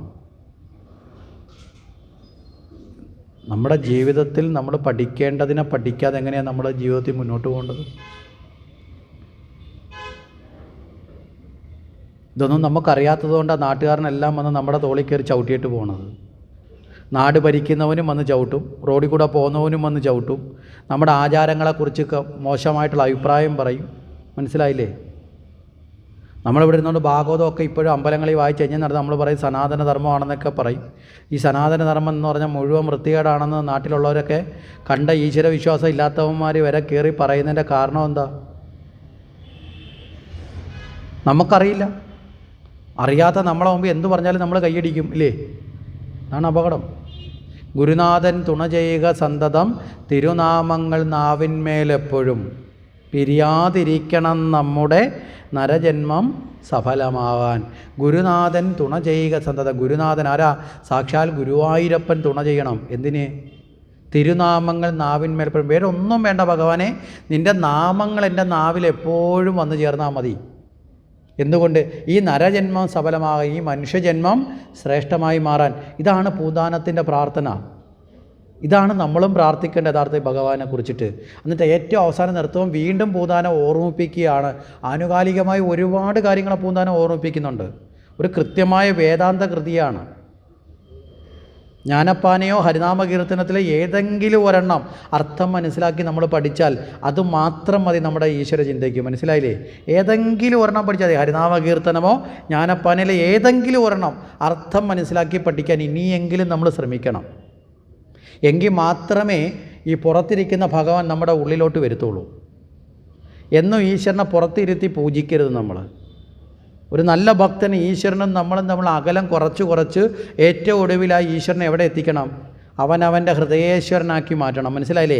ഹൃദയേശ്വരനാക്കി ഭഗവാനെ മാറ്റണം. ഇതിലേതെങ്കിലും ഒരെണ്ണം. ഇപ്പം നമ്മൾ ചോദിച്ചാൽ ബാക്കിയൊക്കെ ചില വലിയ സംസ്കൃതമാണ്, അതുകൊണ്ട് നമുക്കറിയില്ല എന്നൊക്കെ പറയാം. ഇത് ഹരിനാമകീർത്തനവും ജ്ഞാനപ്പാനയും വളരെ ശുദ്ധമായ ഭാഷ, മലയാള ഭാഷയല്ലേ അല്ലേ? വളരെ ശുദ്ധമായ ഭാഷയല്ലേ? അതിനകത്ത് ഏറ്റവും ഒടുവിൽ പറയും, അവനവന് വേണ്ടി അല്ലെങ്കിൽ മറ്റാർക്കെങ്കിലും വേണ്ടിയെങ്കിലും ഭഗവാന്റെ നാമം ഉച്ചരിക്കണം. ഇനി സ്വപ്നത്തിലാണെങ്കിലും താൻ അറിയാതെയാണെങ്കിലും ഭഗവാന്റെ നാമം ഒന്ന് ഉച്ചരിക്കുന്നത് നല്ലതാണ്. ഇനി പരിഹസിക്കാനാണെങ്കിൽ പോലും ഭഗവാന്റെ നാമം. ഇവിടെ നാമത്തിന് വലിയ പ്രാധാന്യമുണ്ട്. അതുകൊണ്ടാണ് നമ്മുടെയൊക്കെ പണ്ട് കാലത്ത് നമ്മുടെയൊക്കെ വീടുകളിൽ കുട്ടികൾക്ക് പേരിടുന്ന സമയത്ത് മാതാപിതാക്കൾ പേരിടുന്നതിനെക്കുറിച്ച് ചിന്തിച്ചിട്ട് എന്തു ചെയ്യും? അവിടെ ഈശ്വരൻ്റെ പേരിടുമായിരുന്നു മക്കൾക്ക്. കാര്യം എന്താ? ഈ വിളിക്കുന്നതോടുകൂടി ആ വീട്ടിൽ നമ്മൾ അച്ഛനും അമ്മയും ഏറ്റവും കൂടുതൽ ആ വീട്ടിൽ വിളിക്കണ മക്കളെ പേരായിരിക്കുമല്ലോ എപ്പോഴും, അല്ലേ? അപ്പോൾ ആ ഭഗവാന്റെ നാമം നിറഞ്ഞു നിൽക്കണം എൻ്റെ ഗൃഹത്തിൽ. അതുകൊണ്ട് എന്ത് ചെയ്യും?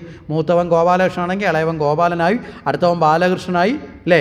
അടുത്ത പെൺകുട്ടിയാണെങ്കിൽ വല്ല കല്യാണിയോ അല്ലെന്നുണ്ടെങ്കിൽ ഗൗരിയോ അല്ലെങ്കിൽ ലക്ഷ്മിയോ സരസ്വതിയോ പങ്കജാക്ഷിയോ എന്താ, ഇതെല്ലാം ഭഗവാന്റെ നാമങ്ങളാണ്. ഇങ്ങനെയായിരുന്നു നമ്മുടെ വീട്ടിലെ കൊച്ചുങ്ങൾക്ക് പേരിട്ടിരുന്നത് ഒരു കാലത്ത്. ഇപ്പം നമ്മൾ പുരോഗമനം വന്ന് ഇപ്പം മൊത്തത്തിൽ പുരോഗമനമാണല്ലോ. ഇപ്പോൾ പേരിടുന്ന എന്താ, അച്ഛൻ്റെ പേരിൻ്റെ ആദ്യത്തെ അക്ഷരം കട്ട് ചെയ്യും, അമ്മയുടെ പേരിൻ്റെ അക്ഷരം കട്ട് ചെയ്യും, രണ്ടും കൂടെ ചേർത്ത് അങ്ങോട്ട് ഒട്ടിച്ചു വെച്ചാൽ പുതിയ പേര് കണ്ടുപിടിക്കും. അച്ഛൻ കൃഷ്ണൻകുട്ടി അമ്മ മീനയാണെങ്കിൽ കൊച്ചിൻ്റെ പേരെന്തായിരിക്കും? അച്ഛൻ്റെ കൃ എടുത്തു അമ്മയുടെ മീൻ ചേർത്തു, എന്തായിരിക്കും പേര്? കൃമി എന്നായിരിക്കും, ഒരു സംശയവും വേണ്ട. പക്ഷേ കൊച്ചിന് ഈ സാധനം എന്താണെന്ന് അറിയത്തില്ല. കാരണം എന്താ, ഇപ്പോഴത്തെ കുട്ടികളെ സമയത്ത് അവർ പറയും ഞങ്ങൾക്ക് മലയാളം കുറച്ചേ അറിയത്തുള്ളൂ. ഏതെങ്കിലുമൊക്കെ വളർന്ന് 10-26 വയസ്സാകുമ്പോൾ കൂട്ടുകാർ പറയും നിൻ്റെ പേരെന്താണെന്ന് അറിയാം, അതുപോലെ വെള്ളത്തിൽ കിടക്കുന്ന സാധനമെന്ന് പറയും. അന്നേരം ആയിരിക്കും ആ കൊച്ചു അവിടെ നിന്നുകൊണ്ട് എന്തിനാ എൻ്റെ അച്ഛാ അല്ല എന്തിനാ എൻ്റെ അമ്മയെന്ന് ചിന്തിക്കുന്നത്. ഇവിടെയാണ് നാരായണൻ എന്ന പേരിട്ടു. ആ നാരായണൻ എന്ന പേരിട്ടപ്പോൾ ആ അജാമിളന് ഈ ഇളയ മകനോടുള്ള സ്നേഹം കൊണ്ട് എപ്പോഴും എന്തു ചെയ്യും, ആ നാരായണ നാരായണ എന്ന് ഏത് കാര്യത്തിലും വിളിക്കും. അങ്ങനെ വിളിച്ച് ശീലിച്ച ആ അജാമിളൻ മരണക്കിടക്കയിൽ കിടക്കുമ്പോൾ കാലപാർഷദന്മാർ വന്ന് കയറിട്ട് മുറുക്കുന്ന വേളയിൽ അറിയാതെയാണെങ്കിൽ പോലും മകനെയാണ് വിളിച്ചത്. പക്ഷേ ആ വിളി ആ മരണവെപ്രാളം വന്നപ്പോൾ ആരുടെ രൂപത്തിലേക്ക് തെളിഞ്ഞു? ഭഗവാന്റെ രൂപത്തിലേക്ക് മനസ്സിൽ തെളിഞ്ഞു. ആ നാരായണ വിളി ഉണ്ടായപ്പോൾ ഭഗവാന്റെ പാർഷദന്മാർ വന്ന് അജാമിളനെ യമഭടന്മാരിൽ നിന്ന് മോചിപ്പിച്ച് സദ്ഗതി കൊടുത്തു, മോക്ഷം കൊടുത്തു. മനസ്സിലായില്ലേ? ഒരു ജന്മം കൊണ്ട് ഭഗവാന്റെ നാമത്തെ ആശ്രയിച്ചതും അന്ത്യകാലത്ത് നാരായണനെ സ്മരിക്കാൻ സാധിച്ചതുകൊണ്ട് ഒരു ജന്മം കൊണ്ട് മോക്ഷം കിട്ടി. ഇതിനെയാണ് സാധകവാസന. അപ്പോൾ നമുക്കുമൊക്കെ ഈ 2 വാസനകളിൽ ഏതെങ്കിലും ഒന്നിൽ കയറണം. ഒന്നുകിൽ ബാധകവാസന, ഒന്നുകിൽ ഒന്നിലധികം ജന്മം കൊണ്ടെങ്കിലും എവിടെ എത്തണം? ഭഗവാനിലേക്ക് എത്തണം. അല്ലെങ്കിൽ ഈ ജന്മം കൊണ്ടെങ്കിലും എത്താൻ ശ്രമിക്കണം. അപ്പോൾ ഈ ജന്മം കൊണ്ട് തന്നെ എത്താൻ ശ്രമിക്കുക. അഥവാ ഈ ജന്മം കൊണ്ട് എത്താൻ പറ്റിയില്ലെങ്കിൽ നമുക്ക് എവിടെ കൊണ്ടെത്താം? തൊട്ടടുത്ത ജന്മം കൊണ്ടെത്താം. അപ്പോൾ ചിലർ ചോദിക്കുന്നൊരു ചോദ്യമുണ്ട്, ഈ ജന്മം കൊണ്ട് ഇത്രയും ചെയ്തിട്ട് ചിലപ്പോൾ പൂർണ്ണമായി എത്താൻ പറ്റിയില്ലെങ്കിൽ ചെയ്തത് ഇത്രയും പാഴായി പോവില്ലേ? ഇല്ലേ? അങ്ങനെ ഒരു ചോദ്യമല്ലേ? നമ്മൾ വീട് പണിയുന്ന കണക്കല്ല ഭക്തി. വീട് പണിയുന്നത് മൊത്തവും പണിഞ്ഞില്ലെങ്കിൽ അത് പാഴായി പോവും. ഇവിടെ ഭക്തി അങ്ങനെയല്ല. നമ്മൾ ഈ ജന്മം കൊണ്ട് എന്തൊക്കെ ചെയ്തോ അതിനനുസരിച്ചിട്ടുള്ള യോഗ്യതയിലായിരിക്കും അടുത്ത ജന്മം ലഭിക്കുന്നത്. മനസ്സിലാവുന്നുണ്ടോ? ഈ ജന്മത്തിൻ്റെ യോഗ്യതയിലാണ്. അതുകൊണ്ടാണ് ചിലർ നമ്മൾ കണ്ടിട്ടില്ലേ, ജന്മനാ തന്നെ അവർ സ്വയം ഭക്തന്മാരായി മാറും. അവർ പൂർവ്വജന്മത്തിൽ അങ്ങനെ ഈശ്വരനെ ഭജിച്ചിട്ടുള്ളവരാ. പൂർവ്വജന്മത്തിലെ ഈശ്വര ഭജനയുടെ ഫലമായിട്ട് അവർക്ക് ഈ ജന്മത്തിൽ അതിനെ തുടർച്ചയായിട്ടുള്ള കാര്യം വന്നു ചേരും.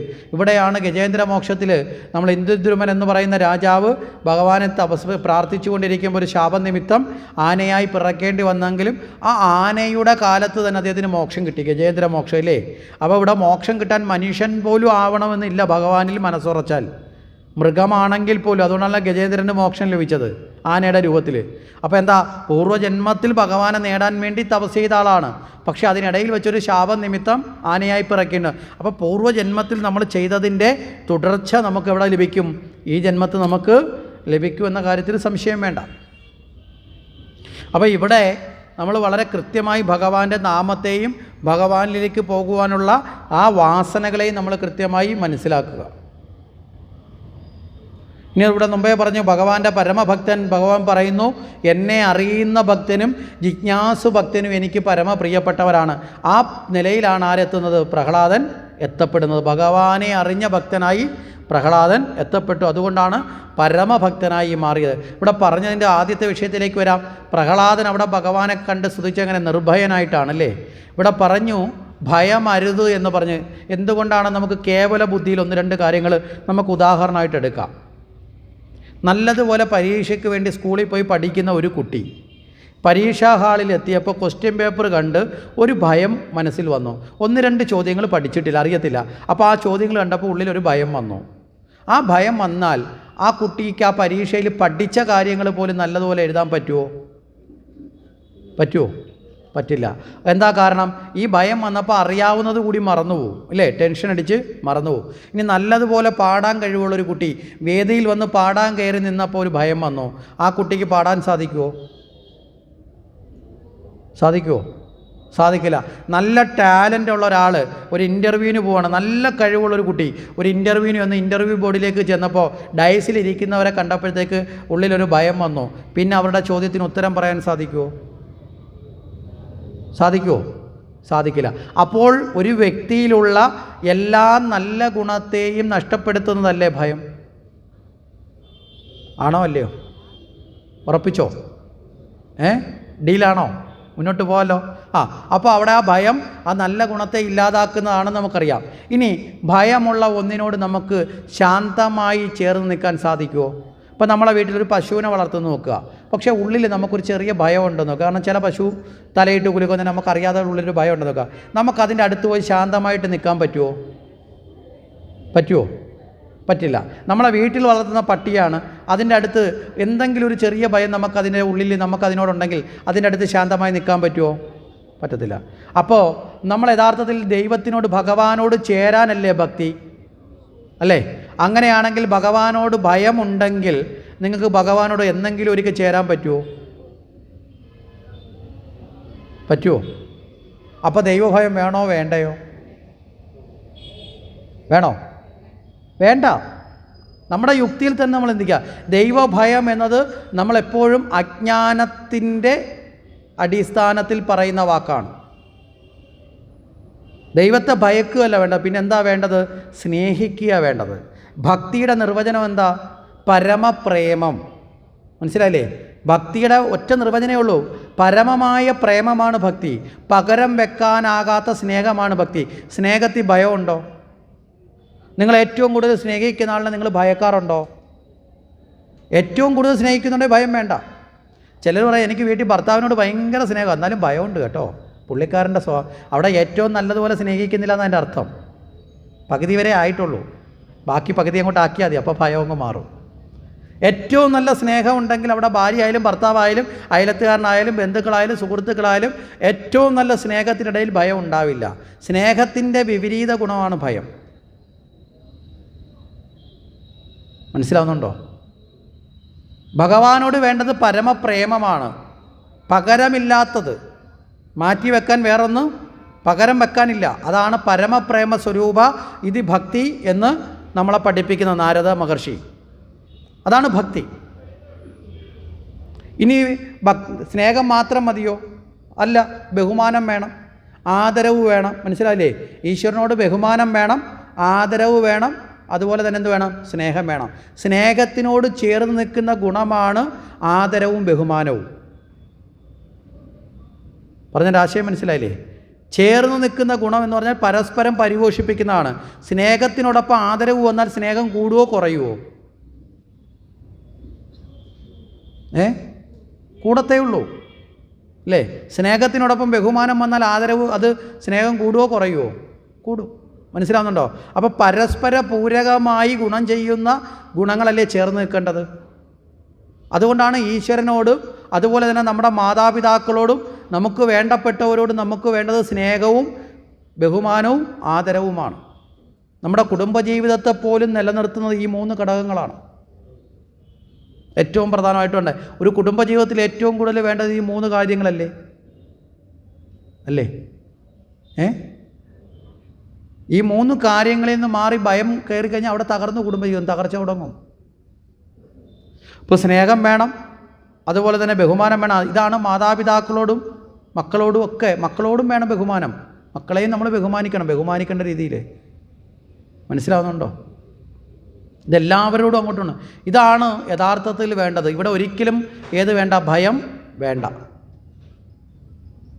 ഇനി ഈശ്വരനോടുള്ള ഭയം വേണ്ട എന്ന് എവിടെങ്കിലും പ്രമാണമുണ്ടോ? പ്രമാണം എന്ന് വെച്ചാൽ വസ്തുവിൻ്റെ പ്രമാണമല്ലേ, തെളിവുണ്ടോ?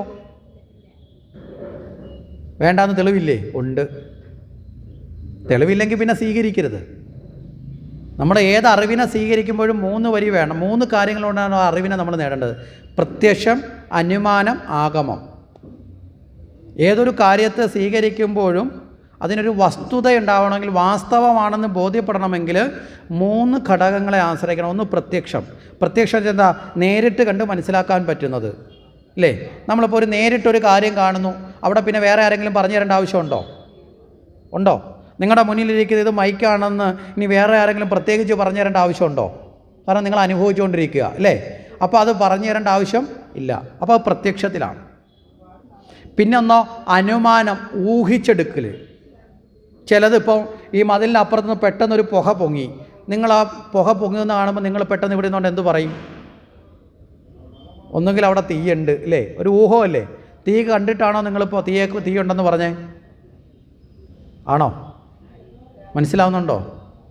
ചിലപ്പോൾ ചില ആൾക്കാർ പറഞ്ഞത് തണുത്ത കാറ്റടിക്കാൻ പറയുമ്പോൾ മഴയുണ്ട് പറയാറില്ലേ? എന്താ കാര്യം? അനുമാനമാണ്. നല്ല ചൂടുള്ള പകലാണെങ്കിൽ നമ്മൾ പറയത്തില്ലേ ഇന്നും മഴയുണ്ടാവും, കാരണം എന്താ, അന്തരീക്ഷം നല്ല ചൂടായി. അപ്പോൾ ഇങ്ങനെ അനുമാനത്തിലൂടെ നമുക്ക് ചിലത് ബോധ്യപ്പെടും. ഇനി ഇത് കഴിഞ്ഞാൽ ആഗമം എന്നൊരു ശാസ്ത്രമുണ്ട്. ഈ ആഗമത്തിലാണ് പുരാണങ്ങളൊക്കെ പെടുന്നത്. അതുകൊണ്ടാണ് ആഗമക്കാതൽ എന്ന് പുരാണത്തെ പറയുന്നത്. വേദത്തെയൊക്കെ പറയും ആഗമക്കാതൽ എന്ന് പറയാറുണ്ട്. ആഗമം എന്ന് പറഞ്ഞാൽ എന്താ? അനുഭവിച്ചവർ പറഞ്ഞറിവ്. മനസ്സിലായില്ലേ? അപ്പം നമ്മൾ നേരിട്ട് കാണണ്ട, അനുമാനിക്കേണ്ട. പക്ഷേ മുമ്പ് അനുഭവിച്ച ആൾക്കാർ അവരുടെ അനുഭവം കൊണ്ട് പറയുന്നതിനെ നമുക്ക് സ്വീകരിക്കാം ഇല്ലേ? ഇപ്പോൾ പുരാണങ്ങൾ നമ്മൾ നേരിട്ട് കണ്ടതാണോ കൃഷ്ണൻ്റെ കഥ? ആണോ? വൃന്ദാവനത്തിൽ ഓടിക്കളിച്ചതും കാളിയൻ്റെ മുകളിൽ കയറി നടനമാടിയതും ഗോവർദ്ധനം ഉയർത്തിയാണ് നമ്മൾ നേരിട്ട് കണ്ടോ? ഇല്ല. അതിനെ അനുഭവിച്ച ആൾക്കാർ പറഞ്ഞതിനെ നമ്മൾ ശാസ്ത്രമായി സ്വീകരിക്കലല്ലേ? അങ്ങനെ നോക്കുമ്പോൾ ദൈവഭയം വേണ്ട എന്നുള്ളതിന് പ്രമാണം ഉണ്ടോയെന്നാണ് ചോദിച്ചത്. ഉണ്ട്. എവിടെയാ? മുമ്പേ പറഞ്ഞ ഭഗവത്ഗീതയിൽ ഭഗവാൻ കൃത്യമായി പറയുന്നുണ്ട്.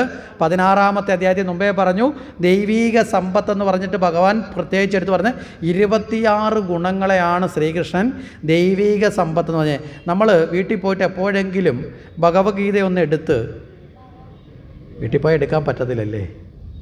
അത് പോട്ടെ, എവിടെന്നെങ്കിലും നമ്മളത് നോക്കിയിട്ട് നമ്മൾ ആ 26 ഭഗവാൻ പറഞ്ഞ സമ്പത്തിൽ എത്ര സമ്പത്ത് നമുക്ക് നാളെ ഇതുവരെ ആർജിക്കാൻ പറ്റിയിട്ടുണ്ടെന്ന് നോക്കുക. ആ സമ്പത്തിൽ ഏതൊക്കെ സമ്പത്ത് നമുക്ക് സ്വന്തമായിട്ടുണ്ടെന്ന് ഒന്ന് പഠിക്കുക. 26 എണ്ണം എണ്ണിയാണ് പറയുന്നത്. 3 ശ്ലോകത്തിൽ പറഞ്ഞു തീർത്തുന്നുണ്ട്. മനസ്സിലായില്ലേ? 26 സമ്പത്തിനെ. ഈ 26 സമ്പത്തിനെയാണ് നല്ല മാതാപിതാക്കൾ കുഞ്ഞുങ്ങൾക്ക് നേടിക്കൊടുക്കേണ്ടത്. ഇന്ന് നമുക്കത് അറിയാത്തത് കൊണ്ട് നമ്മൾ നാട്ടിൽ കണ്ട സമ്പത്തൊക്കെ നേടിക്കൊടുത്തു. ആകെയുള്ള സമ്പത്ത് എന്ന് പറഞ്ഞാൽ ബാങ്കിലിട്ടേക്കുന്ന പൈസയും അതിൻ്റെ കണക്കും പറഞ്ഞ് മക്കളെ വളർത്തി, മക്കൾ വളരുമ്പോൾ അതിൻ്റെ കണക്കും പറഞ്ഞ് നമ്മൾ അനാഥാലയത്തിൽ കൊണ്ടാക്കി. അച്ഛൻ എനിക്ക് വേണ്ടി 5.5 ലക്ഷം രൂപ ചിലവാക്കി, നാളെ ഇതുവരെ അച്ഛനും അമ്മയ്ക്കും വേണ്ടി ഞാനും 5.5 ലക്ഷം രൂപ ചിലവാക്കി, ഇനി എൻ്റെ കാശൊന്നുമില്ല, ഇനി അനാഥാലയത്തിൽ കിടന്നു എന്ന് പറയും. മക്കളെ കുറ്റം പറഞ്ഞിട്ട് വല്ല കാര്യമുണ്ടോ? നമ്മൾ പഠിപ്പിച്ചതല്ലേ അവർ തിരിച്ചു ചെയ്യത്തുള്ളൂ. യഥാർത്ഥത്തിൽ നമ്മുടെ കുഞ്ഞുങ്ങൾക്ക് ശരിയായ വിദ്യാഭ്യാസം പകർന്നു കൊടുക്കാൻ നമുക്ക് സാധിക്കണം. ഇവിടെയാണ് നമ്മൾ ഈ യജ്ഞശാലയിലേക്കൊക്കെ അച്ഛനും അമ്മമാരും നമ്മുടെ മക്കളെയും കൂടി കൂട്ടിക്കൊണ്ടുവന്ന് അവരെയും കൂടി പങ്കാളിയാക്കേണ്ടതിൻ്റെ ആവശ്യകത വളരെ കൂടുതലാവുന്നത്. ഇപ്പോൾ എങ്ങനെയാണെന്ന് വെച്ച് കഴിഞ്ഞാൽ അമ്മ ഇപ്പോൾ ഞായറാഴ്ച, ഇപ്പോൾ ചിലപ്പോൾ സ്കൂളുള്ള ദിവസമായിരിക്കും, ഇപ്പോൾ പലയിടത്തൊക്കെ ഈ വെക്കേഷൻ സമയത്തൊക്കെ യജ്ഞത്തിന് പോകുമ്പോൾ ഈ അച്ഛനും അമ്മയൊക്കെ മക്കളോട് പറഞ്ഞ കേട്ടുണ്ട്. ഈ യജ്ഞത്തിന് അമ്മയും ഒക്കെ വീട്ടിലെ ജോലിയൊക്കെ ഒതുക്കി ഒരു 10-11 മണിയാകുമ്പോഴത്തേക്ക് ഇറങ്ങുമ്പോൾ മക്കളോട് പറയും, പിന്നെ 12:30 ആകുമ്പം അങ്ങ് വരണേ. എന്താ കാര്യം? ഊണ് കിട്ടത്തില്ല. ആ സമയം വരെ വീട്ടിൽ മോനിരുന്ന് മൊബൈലും കണ്ട് കാർട്ടൂണും കണ്ട് ടിവിയും കണ്ട് അവിടെ ഇരിക്കും. മനസ്സിലാവുന്നുണ്ടോ? ഇവിടെ ശരിയായ വിദ്യാഭ്യാസത്തിൽ, അല്ലാതെ ഭഗവാന്റെ ഭാഗവതം കേട്ടത് കൊണ്ട് പുണ്യം കിട്ടും, ഞാൻ മൊത്തം ഇനി വഴിപാടായിട്ട് മേടിച്ച് മോനെ നിൻ്റെ പേരിൽ നാളും ഞാൻ നടത്തി വീട്ടിൽ കൊണ്ടുവന്ന് നിനക്ക് തന്നേക്കടാ എന്ന് പറഞ്ഞ് കൊടുക്കാൻ പറ്റുന്ന ഒന്നല്ല ഭാഗവതജ്ഞാനം. ഓരോ മനസ്സിലേക്ക് നേരിട്ട് ഭഗവാനെ സ്വീകരിക്കലാണ്. നമ്മൾ മേടിച്ച് പകർന്നു കൊടുക്കാൻ നമ്മൾക്ക് തന്നെ പൂർണ്ണമായിട്ട് നേടാൻ പറ്റിയതിലേ പകർന്നു കൊടുക്കാൻ പറ്റുന്നത്. ഇവിടെ ശരിയായ വിദ്യാഭ്യാസമാണ് നമുക്കിന്ന് ആവശ്യം. എന്തുകൊണ്ടാണ് ശരിയായ വിദ്യാഭ്യാസം എന്ന് പറയുന്നത്? നിങ്ങളിന്ന് അപ്പോൾ ചോദിക്കും, സ്കൂളിൽ വിട്ട് പഠിപ്പിക്കുന്നതൊക്കെ ശരിയായ വിദ്യാഭ്യാസമല്ലേ? ഇല്ലേ? ഇവിടെ തൊട്ടപ്പുറത്ത് വിദ്യാഭ്യാസ ബോർഡിൻ്റെ ഓഫീസുണ്ടല്ലേ? ഇന്ന് രാവിലെ ഇങ്ങനെ കറങ്ങി വന്നപ്പോൾ കണ്ടു. 2ാമത്തെ വർഷമാണ് വന്നെങ്കിൽ ഇന്ന് അത് കണ്ടത്. അതിലേക്കൂടെ ഇന്ന് രാവിലെ നടക്കാൻ ഇറങ്ങിയപ്പോൾ. അപ്പോൾ വിദ്യാഭ്യാസ ബോർഡിൻ്റെ ഓഫീസൊക്കെ ഉണ്ട്. അപ്പോൾ അതൊക്കെ ശരിയായ വിദ്യാഭ്യാസം അല്ലേന്ന് വെച്ചാൽ ശരിയായ വിദ്യാഭ്യാസമൊന്നും അല്ല, 100% ഉറപ്പാണ്. എന്താ കാരണം? ഒരു ജോലി കിട്ടാൻ വേണ്ടി കുറേ സബ്ജക്റ്റും കുറേ ലാംഗ്വേജും പഠിപ്പിക്കുന്നതിനപ്പുറം ഒരു നല്ല വ്യക്തി എങ്ങനെ ആയിരിക്കണമെന്ന് പഠിപ്പിക്കുന്ന ഏതെങ്കിലും ഒരു പാഠഭാഗം നിങ്ങൾക്ക് കാണിച്ചു തരാൻ പറ്റുമോ? ഉണ്ടോ? നമ്മുടെ വിദ്യാഭ്യാസ വിചക്ഷണന്മാർ തയ്യാറാക്കുന്ന കരിക്കുലം പാഠഭാഗത്തിൽ ഒരു നല്ല വ്യക്തിയുടെ ജീവിതത്തിൽ ഉണ്ടാകേണ്ട ഒരു 10-25 ഗുണങ്ങളെക്കുറിച്ച് പഠിപ്പിക്കുമായിരുന്നു എങ്കിൽ നമ്മുടെ ചെറുപ്പക്കാരെന്ന് മദ്യത്തിനും മയക്കുമരുന്നിനും ലഹരിക്കും ദുശീലങ്ങൾക്കും വഴിപ്പെട്ട് നശിച്ചു പോകുമായിരുന്നോ? ഇന്ന് ഏറ്റവും കൂടുതൽ ഈ കഞ്ചാവിനും മയക്കുമരുന്നിനും അതുപോലെയുള്ള മാരകമായിട്ടുള്ള ലഹരികളിലേക്ക് അടിമപ്പെടുന്നത് ഏറ്റവും കൂടുതൽ ഇന്ന് വിദ്യാഭ്യാസ സ്ഥാപനങ്ങളിൽ പഠിക്കുന്ന കുട്ടികളല്ലേ?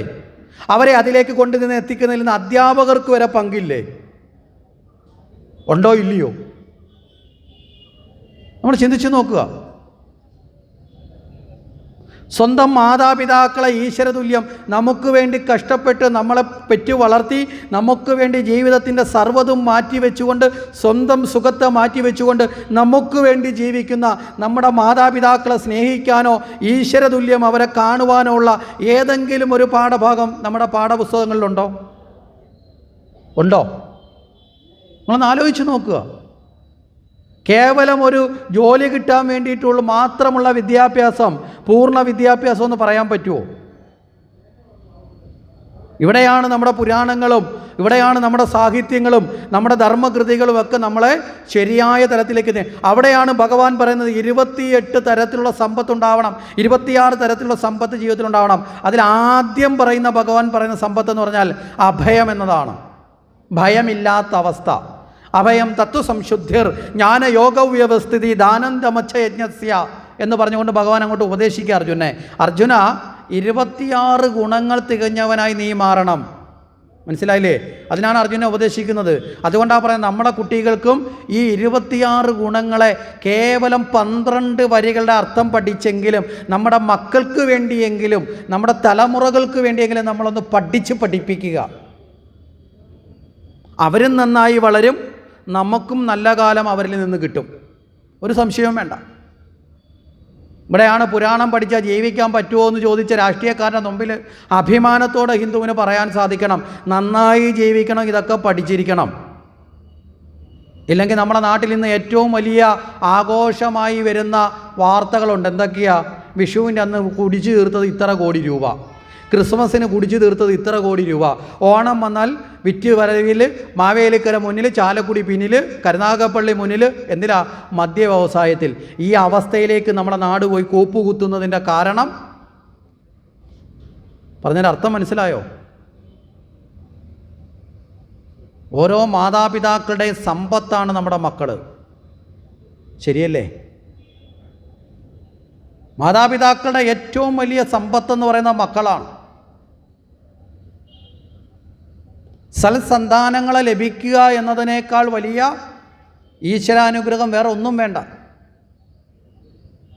ഭഗവാൻ നമുക്ക് തന്നതെല്ലാം സൽസന്താനം, പക്ഷെ നമ്മളതിനെ വളർത്തി മോശമാക്കുക എന്ന്. എന്തൊക്കെ ചേരുമ്പോഴാണോ അതിനെ നന്നാക്കിയെടുക്കാൻ പറ്റും, അതിനെയൊക്കെ ചേർക്കാൻ. അവിടെയാണ് പറഞ്ഞത് അഭയം തത്വസംശുദ്ധർ. അഭയം എന്ന് പറഞ്ഞാൽ ഭയമില്ലാത്ത അവസ്ഥ, നിർഭയത്വം ഉണ്ടാവണം. അർജുനനോടും ഭഗവാൻ അത് തന്നെയല്ലേ പറഞ്ഞത്? ഭയം കൊണ്ട് യുദ്ധം കളയാനാണോ പറഞ്ഞത്? നിർഭയത്വം ഉണ്ടാവണം. കാരണം എന്താ? ഭയമുണ്ടെങ്കിൽ ഭയമുള്ളവന് ബാക്കി എല്ലാ കാര്യങ്ങളും ചെയ്യുന്നിടത്തും എന്തുണ്ടാവും? പരാജയം ഉണ്ടാവും. നമ്മൾ അതിനകത്ത് മുമ്പേ കുറേ ഉദാഹരണം പറഞ്ഞ പാട്ട് പാടുന്ന കുട്ടിയുടെയും പരീക്ഷയ്ക്ക് പോകുന്നതിൻ്റെയൊക്കെ ഉദാഹരണം പറഞ്ഞതിൻ്റെ അർത്ഥം മനസ്സിലായില്ലേ? അപ്പോൾ ദൈവത്തിനോട് നമുക്ക് ഭയം വേണോ? വേണോ? വേണോ? വേണ്ട. ഇപ്പോഴും പറയാനൊരു മടിയാണ്. ഇതൊക്കെ കേട്ടിട്ട് എണീറ്റ് പോകുമ്പോഴും വീണ്ടും ഭയം വരില്ലേ? അങ്ങനെയല്ല, നമ്മളെ മനസ്സിൽ നിന്നും മാറ്റേണ്ടതിനെ പൂർണ്ണമായിട്ട് പിഴുതു മാറ്റിയേക്കണം. ആ തലത്തിൽ നമുക്ക് ഈശ്വരനെ സ്വീകരിക്കാൻ നമുക്ക് സാധിക്കണം എന്നുകൂടി നമ്മൾ മനസ്സിലാക്കുക. ഇവിടെ നമുക്ക് മുമ്പേ പറഞ്ഞ ഭാഗങ്ങളിൽ നിന്ന് മുന്നോട്ട് വരുന്ന സമയത്ത് നമുക്ക് കാണാൻ സാധിക്കുന്നത്, പ്രഹ്ലാദൻ്റെ ചരിത്രത്തിലേക്ക് വരുമ്പോൾ മധ്യാഹ്ന സമയത്ത് നമ്മൾ അവതാര സമയത്ത് സൂചിപ്പിച്ചു പ്രഹ്ലാദ ചരിത്രത്തെക്കുറിച്ച്. അതിൻ്റെ ചില ഭാഗങ്ങൾ മാത്രം നമുക്ക് ഈ സമയത്ത് കഥകളുടെ ഭാഗം ആ സമയത്ത് സൂചിപ്പിക്കുന്ന ഭാഗം ഒന്ന് എടുത്ത് നമുക്ക് ചിന്തിക്കാം.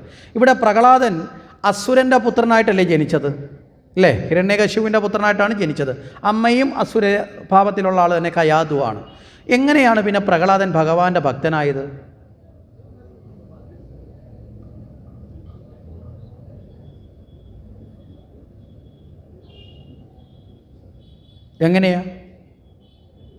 എങ്ങനെയാണ് പ്രഹ്ലാദൻ ഭഗവാന്റെ ഭക്തനായത്?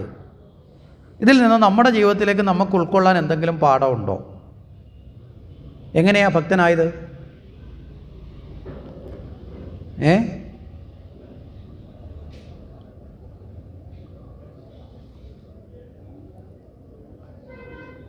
ഒരു സുപ്രഭാതത്തിൽ രാവിലെ എണീറ്റ് നാരായണ എന്നങ്ങ് തുടങ്ങിയാണോ? പിന്നെ എങ്ങനെയാണ് ഭക്തനായത്? അസുരൻ്റെ മകനായ പ്രഹ്ലാദൻ, അസുരൻ എന്ന് പറഞ്ഞാൽ ഭഗവാനെ നിന്ദിക്കുന്നവനാണ് അല്ലേ? അപ്പോൾ പ്രഹ്ലാദനും യഥാർത്ഥത്തിൽ ഭഗവാനെ നിന്ദിക്കുന്ന ആളാണ് ആവേണ്ടത്. പക്ഷേ നേരെ വിപരീതമായി ഭഗവത് ഭക്തനായത് എങ്ങനെയാണെന്നാണ് ചോദിച്ചത്. എങ്ങനെയാണ്? ഇവിടെയാണ് മാതൃത്വത്തിൻ്റെ കാലഘട്ടത്തിൽ നമ്മുടെ ജീവിതത്തിൽ ഉണ്ടാകേണ്ട ഒരു സദ്ഗുണത്തെക്കുറിച്ച് നമ്മൾ ഓരോരുത്തരും പഠിക്കേണ്ടത്. അമ്മയുടെ ഉദരത്തിൽ ഗർഭത്തിൽ കിടക്കുന്ന കാലത്ത് നാരദ മഹർഷി കൊടുത്ത ഉപദേശം കേട്ടിട്ടാണ് പ്രഹ്ലാദൻ ഭഗവാന്റെ ഭക്തനായി മാറിയത്. അതിൻ്റെ അർത്ഥം അമ്മയുടെ ഉദരത്തിൽ കിടക്കുന്ന കാലഘട്ടം മുതൽ ശരിയായ വിദ്യാഭ്യാസം ആരംഭിക്കണം. ഇന്ന് അങ്ങനെയുള്ള അമ്മമാരുണ്ടോ? മനസ്സിലായില്ലേ? അമ്മയുടെ ഉദരത്തിൽ കിടക്കുന്ന കാലം മുതലല്ല, യഥാർത്ഥത്തിൽ പറഞ്ഞാൽ ജന്മം കൊടുക്കുന്ന കാലം മുതൽ തന്നെ ശരിയായ വിദ്യാഭ്യാസം ആരംഭിക്കണം. ജന്മം കൊടുക്കുന്ന സമയം തൊട്ടാണ് യഥാർത്ഥത്തിൽ നമ്മുടെ ജാതകം കുറിക്കപ്പെടേണ്ടത്. ഇന്ന് അതിനെക്കുറിച്ച് നമുക്ക് ധാരണ ഇല്ലാത്തതുകൊണ്ട് നമ്മൾ ജനിച്ചതിന് ശേഷം തൊട്ടാണ് കുറിക്കുന്നത് അല്ലേ? അതുകൊണ്ടാണ് പലതും ചിലപ്പോൾ എന്താവത്തത്, എത്ര കവടി നിരത്തിയാലും എത്ര ശാസ്ത്രം കഴിച്ചാലും പറയത്തില്ലേ, ഒരു പകുതി ശരിയാണ്, പകുതി അങ്ങ് പാഴായിപ്പോയി പറഞ്ഞതെല്ലാം. എന്താ കാരണം? തുടങ്ങേണ്ടതും തുടങ്ങിയിട്ടില്ല. നമ്മുടെയൊക്കെ ജീവിതത്തിൽ വളരെ കൃത്യമായി ആചരിക്കപ്പെടേണ്ട ഘടകങ്ങളെ വളരെ കൃത്യമായി തന്നെ പറഞ്ഞു വച്ചിട്ടുണ്ട്. ഇവിടെ ജന്മം കൊടുക്കുന്ന സമയത്തെ മാതാപിതാക്കളുടെ മനോഭാവം അനുസരിച്ചിട്ടാണ് ജനിക്കുന്ന കുഞ്ഞുങ്ങൾ നല്ല കുഞ്ഞുങ്ങളായി ജനിക്കുന്നത്. മനസ്സിലാവുന്നുണ്ടോ? ഇപ്പോൾ അങ്ങനെ ഒരു മനോഭാവം നമുക്കുണ്ടോ? ഇവിടെ നമ്മൾ പുരാണങ്ങളൊക്കെ എടുത്ത് നോക്കുക, മഹാത്മാക്കളുടെ ചരിത്രം എടുത്ത് നോക്കിയാൽ കാണാൻ സാധിക്കും. ശങ്കരാചാര്യർക്ക് ജന്മം കൊടുക്കുന്ന സമയത്ത് അമ്മയുടെ പ്രാർത്ഥനയുണ്ടായിരുന്നു.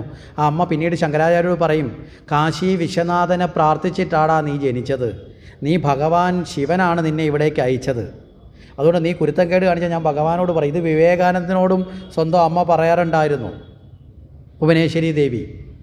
അതായത് ഈശ്വര ഭഗവാനെ നീ തന്നെ മകനായി പിറക്കണേ.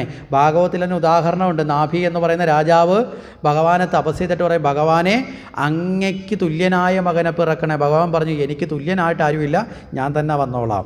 അതാണ് ഋഷഭനായിട്ട് വന്നത്. മനസ്സിലാകുന്നുണ്ടോ? ഇവിടെ ദേവകിക്കും വസുദേവർക്കും ഭഗവാൻ മകനായി പിറക്കാനുള്ള ഭാഗ്യം 3 ജന്മങ്ങൾക്ക് മുമ്പ് ഭഗവാനെ തപസ് ചെയ്തപ്പോൾ ഭഗവാൻ മകനായി പിറക്കണമെന്ന് ആഗ്രഹിച്ചതിൻ്റെ ഫലമാണ്.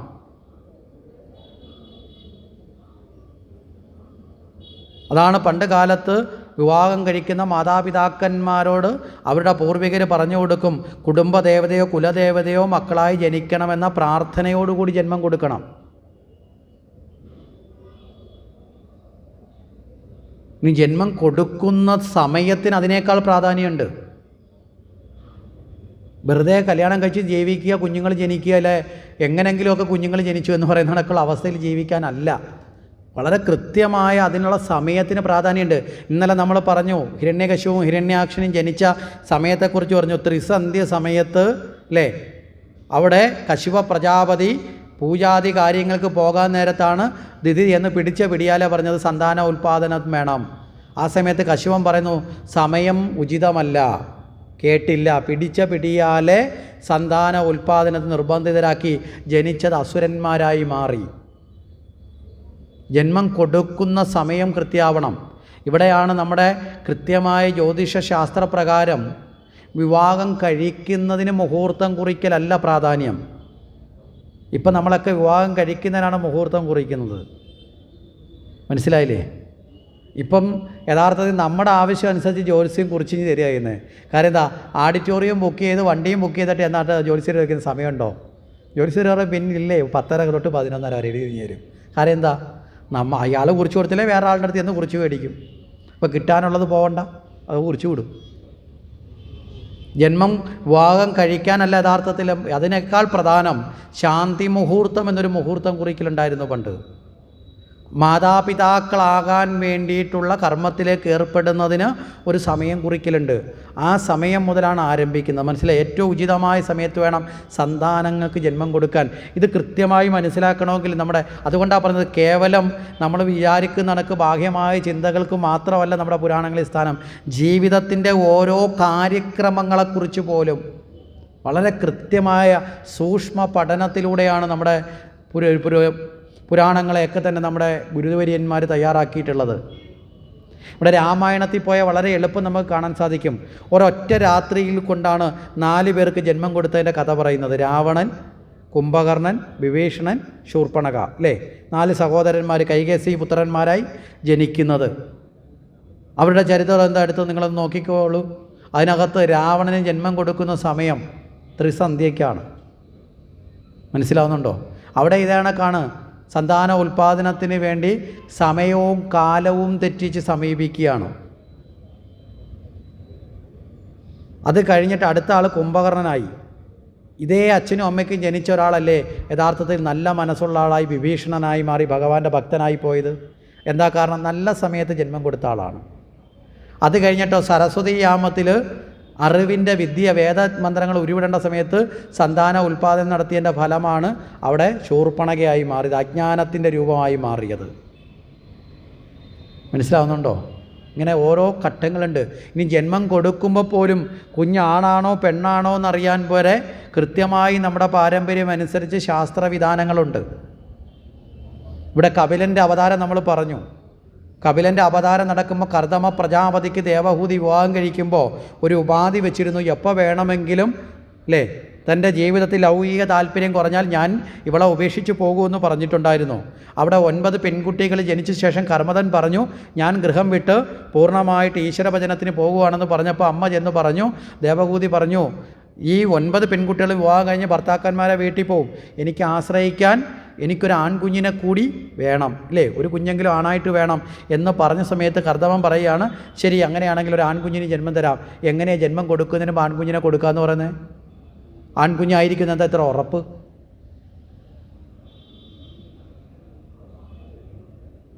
ഇവിടെയാണ് വളരെ കൃത്യമായിട്ട് പറയും, കുഞ്ഞിന് ജന്മം കൊടുക്കുമ്പോൾ ആ കുഞ്ഞ് ആണാണോ പെണ്ണാണോ എന്നറിയാൻ പിന്നീട് നമ്മൾ സ്കാനിങ് വരെ പോകേണ്ട ആവശ്യമില്ല. സ്കാനിങ്ങിന് പോലും മനസ്സിലാക്കണമെങ്കിൽ ഒരു കുഞ്ഞിനെ അമ്മയുടെ ഉദരത്തിൽ ഗർഭം ധരിച്ചാൽ എത്ര കാലം കഴിഞ്ഞിട്ടാണ് സ്കാനിങ്ങിലൂടെ ആണാണോ പെണ്ണാണോ തിരിച്ചറിയുന്നത്? എത്ര കാലം കഴിഞ്ഞിട്ടാ?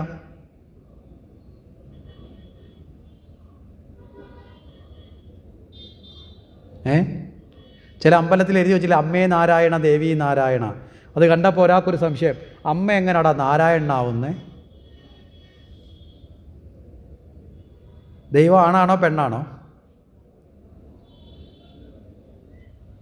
ഈശ്വരൻ ആണാണോ പെണ്ണാണോ?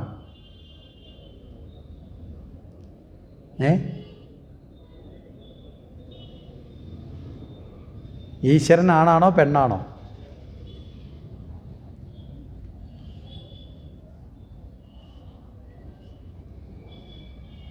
നമ്മൾ ഇന്നലെ ചർച്ച ചെയ്തപ്പോൾ പറഞ്ഞു ഈശ്വരൻ ഒന്നേ ഉള്ളൂ, അല്ലേ?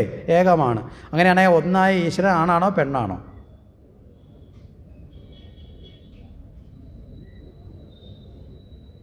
ആണും പെണ്ണും കെട്ടവനാണോ?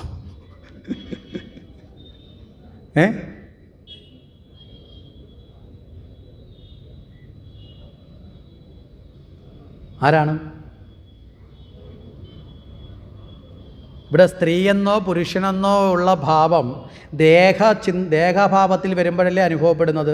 അതിനും അതീതമായ ശക്തിയാണ് ഈശ്വരൻ. മനസ്സിലായില്ലേ? അവിടെ ആണെന്നോ പെണ്ണെന്നോ ഉള്ള ഭാവം അവിടെ ഇല്ല. കാരണം ദേഹരൂപത്തിൽ മാത്രമാണ് വ്യത്യാസം വരുന്നത്. പറഞ്ഞൊരാശയം മനസ്സിലായില്ലേ? ദേഹഭാവത്തിൽ മാത്രമാണ് വ്യത്യാസത്തിലേക്ക് വരുന്നത്. ആ വ്യത്യാസം വരുന്നതിന് മുമ്പൊരവസ്ഥയുണ്ട്. ആ അവസ്ഥ നമ്മുടെ ജീവിതത്തിലുണ്ട്. അമ്മയുടെ ഉദരത്തിൽ ജന്മമെടുക്കുമ്പോൾ അമ്മയുടെ ഉദരത്തിലേക്ക് അച്ഛൻ്റെ ശരീരത്തിൽ നിന്ന് വരുന്ന പുംബീജം അമ്മയുടെ അണ്ഡവുമായി ചേർന്ന് ഏതാണ്ട് ഒരാഴ്ചക്കാലം കൊണ്ടാണ് അതൊരു ചെറിയ മാംസരൂപത്തിലേക്ക് ആദ്യമായി സംയോജിച്ച് ഒരു വർത്തുളാകൃതിയിലുള്ള ഒരു മാംസപിണ്ഡമായി മാറി പതുക്കെ കൊണ്ടത് വളർന്ന് അത് കഴിഞ്ഞിട്ട് ഏതാണ്ട് ഒരു മാസത്തിനടുത്ത് വരുമ്പോൾ ഒരു 3/4 മാസമാകുമ്പോൾ ഒരു 3 ആഴ്ച കഴിയുമ്പോഴത്തേക്ക് ആദ്യത്തെ അവയവം രൂപപ്പെടും. ആദ്യത്തെ അവയവം ഏതാ? നമ്മുടെയൊക്കെ ആദ്യത്തെ അവയവം ഏതാ? ഉണ്ടായ ആദ്യത്തെ അവയവം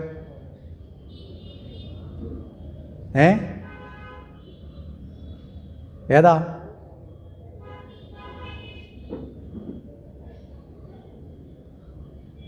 ഇവിടെയാണ് കുഞ്ഞൻ നമ്പ്യാരെ ഒന്ന് ഓർക്കുന്നത് നല്ലതാ. കുഞ്ഞൻ നമ്പ്യാർ കളിയാക്കിക്കൊണ്ട് പറഞ്ഞു, നമ്മൾ ആദ്യത്തെ അവയവത്തെ മറന്നിട്ട് പോയതുകൊണ്ട് കുഞ്ഞൻ നമ്പ്യാർ പറഞ്ഞു ഉത്തമാംഗം ഉദരമെന്ന് ശടിപ്പവർ ചിലർ എന്ന് പറഞ്ഞ് കളിയാക്കിയത്. ചിലരുടെ ധാരണയിൽ ആദ്യത്തെ അവയവം വയറാണെന്ന്. അതുകൊണ്ട് എല്ലാവരും പറയും വയറിന് വേണ്ടിയാണ് ജീവിക്കുന്നത്. അല്ല, ആദ്യത്തെ അവയവം ശിരസാണ്. ആ മാംസരൂപത്തിൽ നിന്ന് ആദ്യമേ ഒരു കുമ്മള പോലെ തലയുണ്ടാവും. മനസ്സിലായില്ലേ? അതുകൊണ്ടാണ് ഈ ശിരസാണ് ഉത്തമാംഗം എന്നറിഞ്ഞ് ബുദ്ധിയെ വേണ്ടും വണ്ണം ഉപയോഗിച്ച് ജീവിതത്തെ നേരെ നയിക്കേണ്ടത്. അമ്മയുടെ ഉദരത്തിൽ നിന്ന് പുറത്തേക്ക് വരുമ്പോഴും ആദ്യം വരുന്ന അവയവം ഏതാ? ശിരസാണ്. മനസ്സിലായില്ലേ? അപ്പോൾ ആദ്യം ശിരസ്സുണ്ടാവും, പിന്നെ കൈകാലുകളുണ്ടാവും. ഏതാണ്ട് കൃത്യമായിട്ട് നമ്മൾ ചിന്തിച്ചു കഴിഞ്ഞാൽ 2 മാസമാകുന്ന മുറയിലാണ് ഒരു കുഞ്ഞ് ആണും പെണ്ണുമായിട്ട് വേർതിരിയുന്നത്. അതുവരെ ആണുമല്ല പെണ്ണുമല്ല. പറഞ്ഞൊരു ആശയം മനസ്സിലായോ? നമ്മളെല്ലാവരും ആ അവസ്ഥയിൽ നിന്നാണ് വരുന്നത്. അത് കഴിയുമ്പോഴാണ് ലിംഗനിർണ്ണയമൊക്കെ നടത്തുന്ന അവസ്ഥ വരുന്നത്. ഇവിടെ കൃത്യമായിട്ട് അഗസ്ത്യ മഹർഷി ശരനൂലെന്ന് പറയുന്ന ശരയോഗം എന്ന് പറയുന്ന അദ്ദേഹത്തിൻ്റെ ശാസ്ത്ര സിദ്ധാന്തങ്ങളിൽ വളരെ കൃത്യമായി പറയും, ശരനൂല് ഗണിച്ചാൽ ജന്മം കൊടുക്കുന്ന കുഞ്ഞ് ആണാണോ പെണ്ണാണോ എന്നറിയാൻ സാധിക്കും പ്രാണൻ്റെ ഗതി കൊണ്ട്. മാതാപിതാക്കളിൽ കുഞ്ഞിന് ജന്മം കൊടുക്കുമ്പോൾ പ്രാണൻ്റെ ഗതി എപ്രകാരമാണോ എന്ന് ചിന്തിച്ച് അതിനനുസരിച്ച് ചിന്തിക്കാൻ സാധിക്കും. അപ്പോൾ ഇവിടെ പറഞ്ഞു വന്നത് സമയത്തിന് പ്രാധാന്യമുണ്ട്, പല ഘടകങ്ങൾക്കും പ്രാധാന്യം ഉണ്ട് എന്ന് നമ്മൾ തിരിച്ചറിയണം. ഈ പ്രാധാന്യം കരുതങ്ങളെക്കുറിച്ച് കൂടി ചിന്തിക്കുക. ഇവിടെ വെറുതെ ഒരു ജന്മം കൊടുക്കലല്ല വേണ്ടത്. അമ്മയോ കുഞ്ഞിന് ജന്മം കൊടുക്കുക എന്ന് പറഞ്ഞാൽ ത്രിവിധ തപസ്സാണ് ഒരമ്മ അനുഷ്ഠിക്കേണ്ടത്. ഗർഭകാലഘട്ടം അമ്മ 3 തരത്തിലുള്ള തപസ് അനുഷ്ഠിക്കണം നല്ല സന്താനത്തിന് വേണ്ടി. ഏതൊക്കെയാണ്?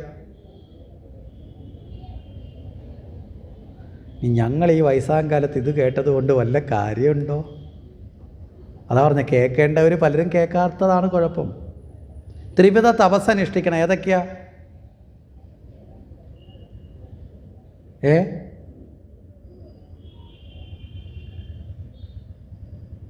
നല്ല ഭക്ഷണം, നല്ല പ്രവർത്തികൾ, നല്ല ചിന്ത. ഈ 3 കാര്യങ്ങളിൽ അമ്മ അനുഷ്ഠിക്കുന്ന തപസ്സാണ് കുഞ്ഞിൻ്റെ മാനസിക ശാരീരിക ആരോഗ്യത്തെ സൃഷ്ടിക്കുന്നത്. നല്ല ഭക്ഷണം എന്ന് പറഞ്ഞതിൻ്റെ അർത്ഥം എന്താ? പണ്ട് കാലത്ത് ഗർഭിണികളായ സ്ത്രീകൾക്ക് വീടുകളിൽ പാകം ചെയ്യുന്ന ഭക്ഷണമല്ലാതെ മറ്റൊരു ഭക്ഷണം കഴിക്കാൻ വീട്ടിലെ മുതിർന്നവർ സമ്മതിക്കില്ലായിരുന്നു. പുറമേ നിന്നൊന്നും വാങ്ങിക്കൊടുക്കില്ലായിരുന്നു. എന്താ കാരണം? പുറമേ നിന്ന് വാങ്ങുന്നതിൽ ചേരുന്ന രാസവസ്തുക്കളും അല്ലേ മാലിന്യങ്ങളും ഒന്നും ഒരിക്കലും അമ്മയിലൂടെ കുഞ്ഞിലേക്ക് എത്തപ്പെടരുത്. ഇന്ന് സർവത്ര പുറത്തുനിന്നാണ് വാങ്ങണത്. മനസ്സിലായില്ലേ? 18ഓ 20ഓ വയസ്സ് കഴിയുന്നതിന് മുമ്പ് ആ കുഞ്ഞ് ഒന്നുകിൽ ന്യൂറോ സംബന്ധമായോ മറ്റു പലതരത്തിലുള്ള രോഗത്തിനും രോഗപ്രതിരോധമില്ലാത്ത അവസ്ഥയിൽ സ്വന്തം കുഞ്ഞുങ്ങളെ ആക്കുന്നതിൽ ഇന്ന് വലിയൊരു പങ്ക് മാതാപിതാക്കൾ ഗർഭകാലത്ത് നിന്ന് തന്നെ തുടങ്ങി വെക്കുന്നതാണ്. പറഞ്ഞു മനസ്സിലായോ? പണ്ടത്തെ ജനങ്ങൾക്കുണ്ടായിരുന്ന രോഗപ്രതിരോധ ശേഷി ഇന്നുണ്ടോ? ആരോഗ്യമുണ്ടോ? ആയുസ്സുണ്ടോ? നമ്മൾ ചിന്തിച്ചാൽ മതി. ഇന്ന് പലതും ടിന്നിലടച്ചതും അല്ലാത്തതും വാങ്ങിക്കഴിച്ച് അല്ലേ സർവ്വ കെമിക്കലുകളും ചെയ്യുന്ന നാഡീബലത്തെ ഇല്ലാതാക്കുന്ന രോഗകാരണമായി തീരാവുന്ന ആരോഗ്യത്തെ നശിപ്പിക്കുന്ന ഭക്ഷണങ്ങളാണ് ഇന്ന് അമ്മമാരിലൂടെ കുഞ്ഞുങ്ങളിലേക്ക് എത്തുന്നത്. രണ്ടാമത് നല്ല വ്യായാമം അല്ലെങ്കിൽ നല്ല പ്രവൃത്തി എന്ന് പറഞ്ഞാൽ എന്താ? നല്ലതുപോലെ പണ്ടത്തെ കാലത്ത് ഗർഭിണികളായ സ്ത്രീകളെ കൊണ്ട് വീട്ടിൽ ജോലി ചെയ്യിപ്പിക്കുമായിരുന്നു. ഇപ്പോൾ ഫുൾ ബെഡ് റെസ്റ്റാണ്. പണ്ട് മിറ്റം അടിക്കലും വെള്ളം കോരക്കും ഒക്കെ ചെയ്യിപ്പിക്കും. എന്താ കാരണം? അപ്പോൾ പറയും പണ്ടത്തെ അമ്മായിയമ്മമാർ ക്രൂരയായോണ്ടായിരിക്കും. ക്രൂരയായതുകൊണ്ടല്ല, നല്ല വ്യായാമം, നല്ല ജോലി ചെയ്യുന്നവരുടെ ബ്ലഡ് സർക്കുലേഷൻ നല്ല സ്പീഡ് മൂവ്മെൻ്റ് ആയിരിക്കും. നല്ല രക്തയോട്ടമുള്ളവരുടെ ശരീരത്ത് മാത്രമേ നല്ല എനർജി പവർ ഉണ്ടാവൂ. അതുകൊണ്ടാണ് പണ്ടത്തെ ആൾക്കാർ ജനിക്കുന്നവരൊക്കെ നല്ലതുപോലെ ജോലി ചെയ്യുന്നതിനൊന്നും ഒരു മടിയില്ലാത്തത്. ഇപ്പോൾ ജനിച്ച നമ്മുടെ നാട്ടിലെ കുഞ്ഞുങ്ങളുടെയൊക്കെ അവസ്ഥ എന്താ? ഉറക്കം തൂങ്ങികളുടെ ഏറ്റവും കൂടുതൽ ഇപ്പോൾ ജനിച്ചുകൊണ്ടിരിക്കണേ. മനസ്സിലാവുന്നുണ്ടോ? ആലസ്യം പിടിപെട്ടവരായി മാറും. ഇതൊക്കെ അമ്മയിൽ നിന്ന് കുട്ടിയിലേക്ക് പകരുന്ന ഭാവങ്ങളാണ്. അത് കഴിഞ്ഞാൽ നല്ല ചിന്ത. അതിനാണ് പണ്ട് കാലത്ത് പറയും സന്ധ്യനാമം ജപിക്കാൻ പറയും, രാമനാമം ചെല്ലാൻ പറയും, രാമായണം വായിക്കാൻ പറയുമായിരുന്നു പണ്ട്. എന്താ? നല്ല കാര്യങ്ങൾ വായിച്ച് മനസ്സിലാക്കുമ്പോൾ ആ അറിവ് അമ്മയിലൂടെ കുഞ്ഞിലേക്ക് എത്തും. പണ്ട് കാലത്ത് പറയും രാമനാമം അല്ലെങ്കിൽ രാമായണം വായിച്ചാൽ നല്ല സുഖപ്രസവം നടക്കുമെന്നൊക്കെ പറഞ്ഞ് വായിപ്പിക്കുമായിരുന്നു. ഇപ്പോൾ അതൊന്നും നമ്മുടെ ഇടയിലുണ്ടോ? ഇപ്പോൾ പകരം പോരുന്നു സീരിയൽ കണ്ട് അല്ലേ സർവ്വ ടെൻഷനും അടിച്ച് ഒക്കെ നടക്കും. അവസാനം കുഞ്ഞ് ജനിച്ചു കഴിയുമ്പോൾ തന്നെ മൂക്കത്ത് ശുണ്ടിയും അല്ലേ ദേഷ്യവും ക്രോധവും ഒക്കെ ആയിട്ട് സർവ്വവും തട്ടിത്തെറിപ്പിക്കുന്ന അവസ്ഥ നമ്മുടെ കുഞ്ഞുങ്ങൾ ജനിക്കും. ആരാ കാരണം? നമ്മളാണ്. ഇവിടെയാണ് അമ്മയുടെ ഉദരത്തിൽ കിടക്കുമ്പോൾ ആ മഹർഷി കൊടുത്ത ഉപദേശം ആര് ശ്രവിച്ചത്? പ്രഹ്ലാദൻ ശ്രവിച്ചത്. ആരിലൂടെ? അമ്മയിലൂടെ. ഇതിന് തുല്യമായ കഥ വേറെയുണ്ട് മഹാഭാരതത്തിൽ. ആരാ? അഭിമന്യു പത്മവ്യൂഹം പിളർക്കാൻ പഠിച്ചത് എവിടെ നിന്നാ? സുഭദ്രയുടെ ഉദരത്തിൽ കിടക്കുമ്പോഴാണ് വിഷ്ണു അല്ലേ ശ്രീകൃഷ്ണ ഭഗവാൻ അർജുനനോട് പത്മവ്യൂഹം പിളർക്കാൻ പഠിപ്പിക്കുമ്പോൾ നോക്കുമ്പോൾ അർജുനനും ഉറങ്ങിപ്പോയി, സുഭദ്ര ഉറങ്ങിപ്പോയി. നോക്കുമ്പോൾ ഒരു മൂളൽ കേൾക്കുന്നു. ആരാന്ന് നോക്കിയപ്പോഴാണ് ഉദരത്തിൽ കിടക്കുന്ന കുഞ്ഞാണ്. അവിടെ വെച്ചങ്ങ് നിർത്തി ഭഗവാൻ. കാരണം എന്താ? ഇപ്പം നീ ഇത് പഠിക്കേണ്ടതല്ല, യുദ്ധം ചെയ്യാൻ പഠിക്കേണ്ട സ്ഥലമല്ലല്ലോ അവിടെ കിടന്ന്. അപ്പോൾ അമ്മയിലൂടെ കുഞ്ഞ് ഈ അറിവിലേക്ക് എത്തപ്പെടും. അപ്പോൾ യഥാർത്ഥത്തിൽ നമ്മുടെ കുഞ്ഞുങ്ങൾക്കുള്ള വിദ്യാഭ്യാസം എവിടെ നിന്ന് തുടങ്ങണമെന്നൊരു സംശയമുണ്ടോ? ഇനി മനസ്സിലാവുന്നുണ്ടോ? LKG തൊട്ടല്ല തുടങ്ങേണ്ടത്. അതൊക്കെ മറ്റു വിദ്യാഭ്യാസമാണ്. സംസ്കാരത്തിൻ്റെ വിദ്യാഭ്യാസം അമ്മയുടെ ഉദരത്തിൽ നിന്ന് തന്നെ ആരംഭിക്കണം. ഇത് കിട്ടിയതാണ് പ്രഹ്ലാദന്. അപ്പോൾ ചോദിക്കുക, അമ്മ പിന്നെന്താ നന്നാവാഞ്ഞത്? വളരെ കൃത്യമായി ഭാഗവതം പറയുന്നുണ്ട്. അമ്മയ്ക്ക് പല കാര്യത്തിൽ ചിന്തയുണ്ട്. അമ്മ കേൾക്കുന്നുണ്ടെങ്കിലും അമ്മയ്ക്ക് പല കാര്യത്തിൽ, ഒന്ന് ഭർത്താവ് തപസ് ചെയ്യാൻ പോയിട്ട് തിരിച്ചെപ്പം വരുമെന്നുള്ള ചിന്തയുണ്ട്. മനസ്സിലാവുന്നുണ്ടോ? ഇനി തിരിച്ച് വരുമ്പം ഇന്ദ്രൻ എന്നെ തട്ടിക്കൊണ്ട് പോയതാണെന്ന് അറിഞ്ഞാൽ തന്നെ സ്വീകരിക്കുമെന്നുള്ള സംശയമുണ്ട്. പിന്നെ ശരീരത്തിൽ തനിക്ക് വിശപ്പും ദാഹവും സ്വന്തമായിട്ട് കുളിയും ജപവും ഇതെല്ലാം അമ്മ ചിന്തിക്കുന്നുണ്ട്. വയറ്റിൽ കിടക്കുന്ന കുഞ്ഞിന് ഇത് വല്ല ചിന്തയുണ്ടോ? ഉണ്ടോ? രാവിലെ 6 മണിയായി എന്നാന്ന് കുളിച്ച് കളയാന്നുള്ള ചിന്തയുണ്ടോ? അല്ല ഡൈനിങ് ടേബിളിൽ പോയിരുന്ന് ഭക്ഷണം വല്ലതും ഉണ്ടോ എന്ന് നോക്കണോ ചിന്തയുണ്ടോ? ഒന്നുമില്ല. അതുകൊണ്ട് മറ്റൊരു ചിന്തയും ഇല്ലാത്തത് കൊണ്ട് ഞാൻ പൂർണ്ണമായും ആ കേട്ടതിലേക്ക് ഉറച്ചു. അമ്മയാകട്ടെ പല ചിന്തകൾക്ക് വിധേയമായി അമ്മയുടെ ചിന്തയ്ക്ക് ഭ്രമമുണ്ടായി. അതുകൊണ്ട് അമ്മയ്ക്ക് പൂർണ്ണമായിട്ട് അത് ഉറയ്ക്കാൻ സാധിച്ചില്ല. ഇതായിരുന്നു പ്രഹ്ലാദന് കിട്ടിയ ഏറ്റവും വലിയ അനുഗ്രഹം. അപ്രകാരമുള്ള പ്രഹ്ലാദനാണ് ഭഗവാന്റെ നാമം ജപിച്ചതും ആ ഹിരണ്യകശിപുവിനെ വധിക്കുന്നതിന് കാരണമായി മാറുന്നത്, നിമിത്തമായി മാറുന്നത്. ഇവിടെ ഹിരണ്യകശിപുവിനെ വധിക്കുമ്പോൾ ഇവിടെ ഭഗവാൻ ആ കുടൽമാലകളെടുത്ത് തൻ്റെ കഴുത്തിലിടുന്നില്ലേ? അല്ലേ? നമ്മളിവിടെ ഭാഗവതം വായിക്കുമ്പോഴും ആ ഭാഗം വരുമ്പോൾ നരസിംഹാവതാരം കഴിയുമ്പോൾ പിന്നെ കുടൽമാല എടുത്തിടുന്നൊരു ഭാഗം വരും. ഒരു ചുമന്ന മാലയൊക്കെ ചാർത്തിയിലെ പ്രതീകമായിട്ട് പൂജ ചെയ്യാറുണ്ട്. എന്തിനാ ഈ കുടൽമാല എടുത്തിട്ടത്? ഈ ദുഷ്ടൻ്റെ കുടൽമാലയ്ക്ക് എന്താ ഇത്ര പ്രത്യേകത? ഭഗവാന്റെ കഴുത്തിൽ വീഴാനുള്ള എന്ത് ഭാഗ്യമാണ് ആ കുടൽമാലയ്ക്കുള്ളത്?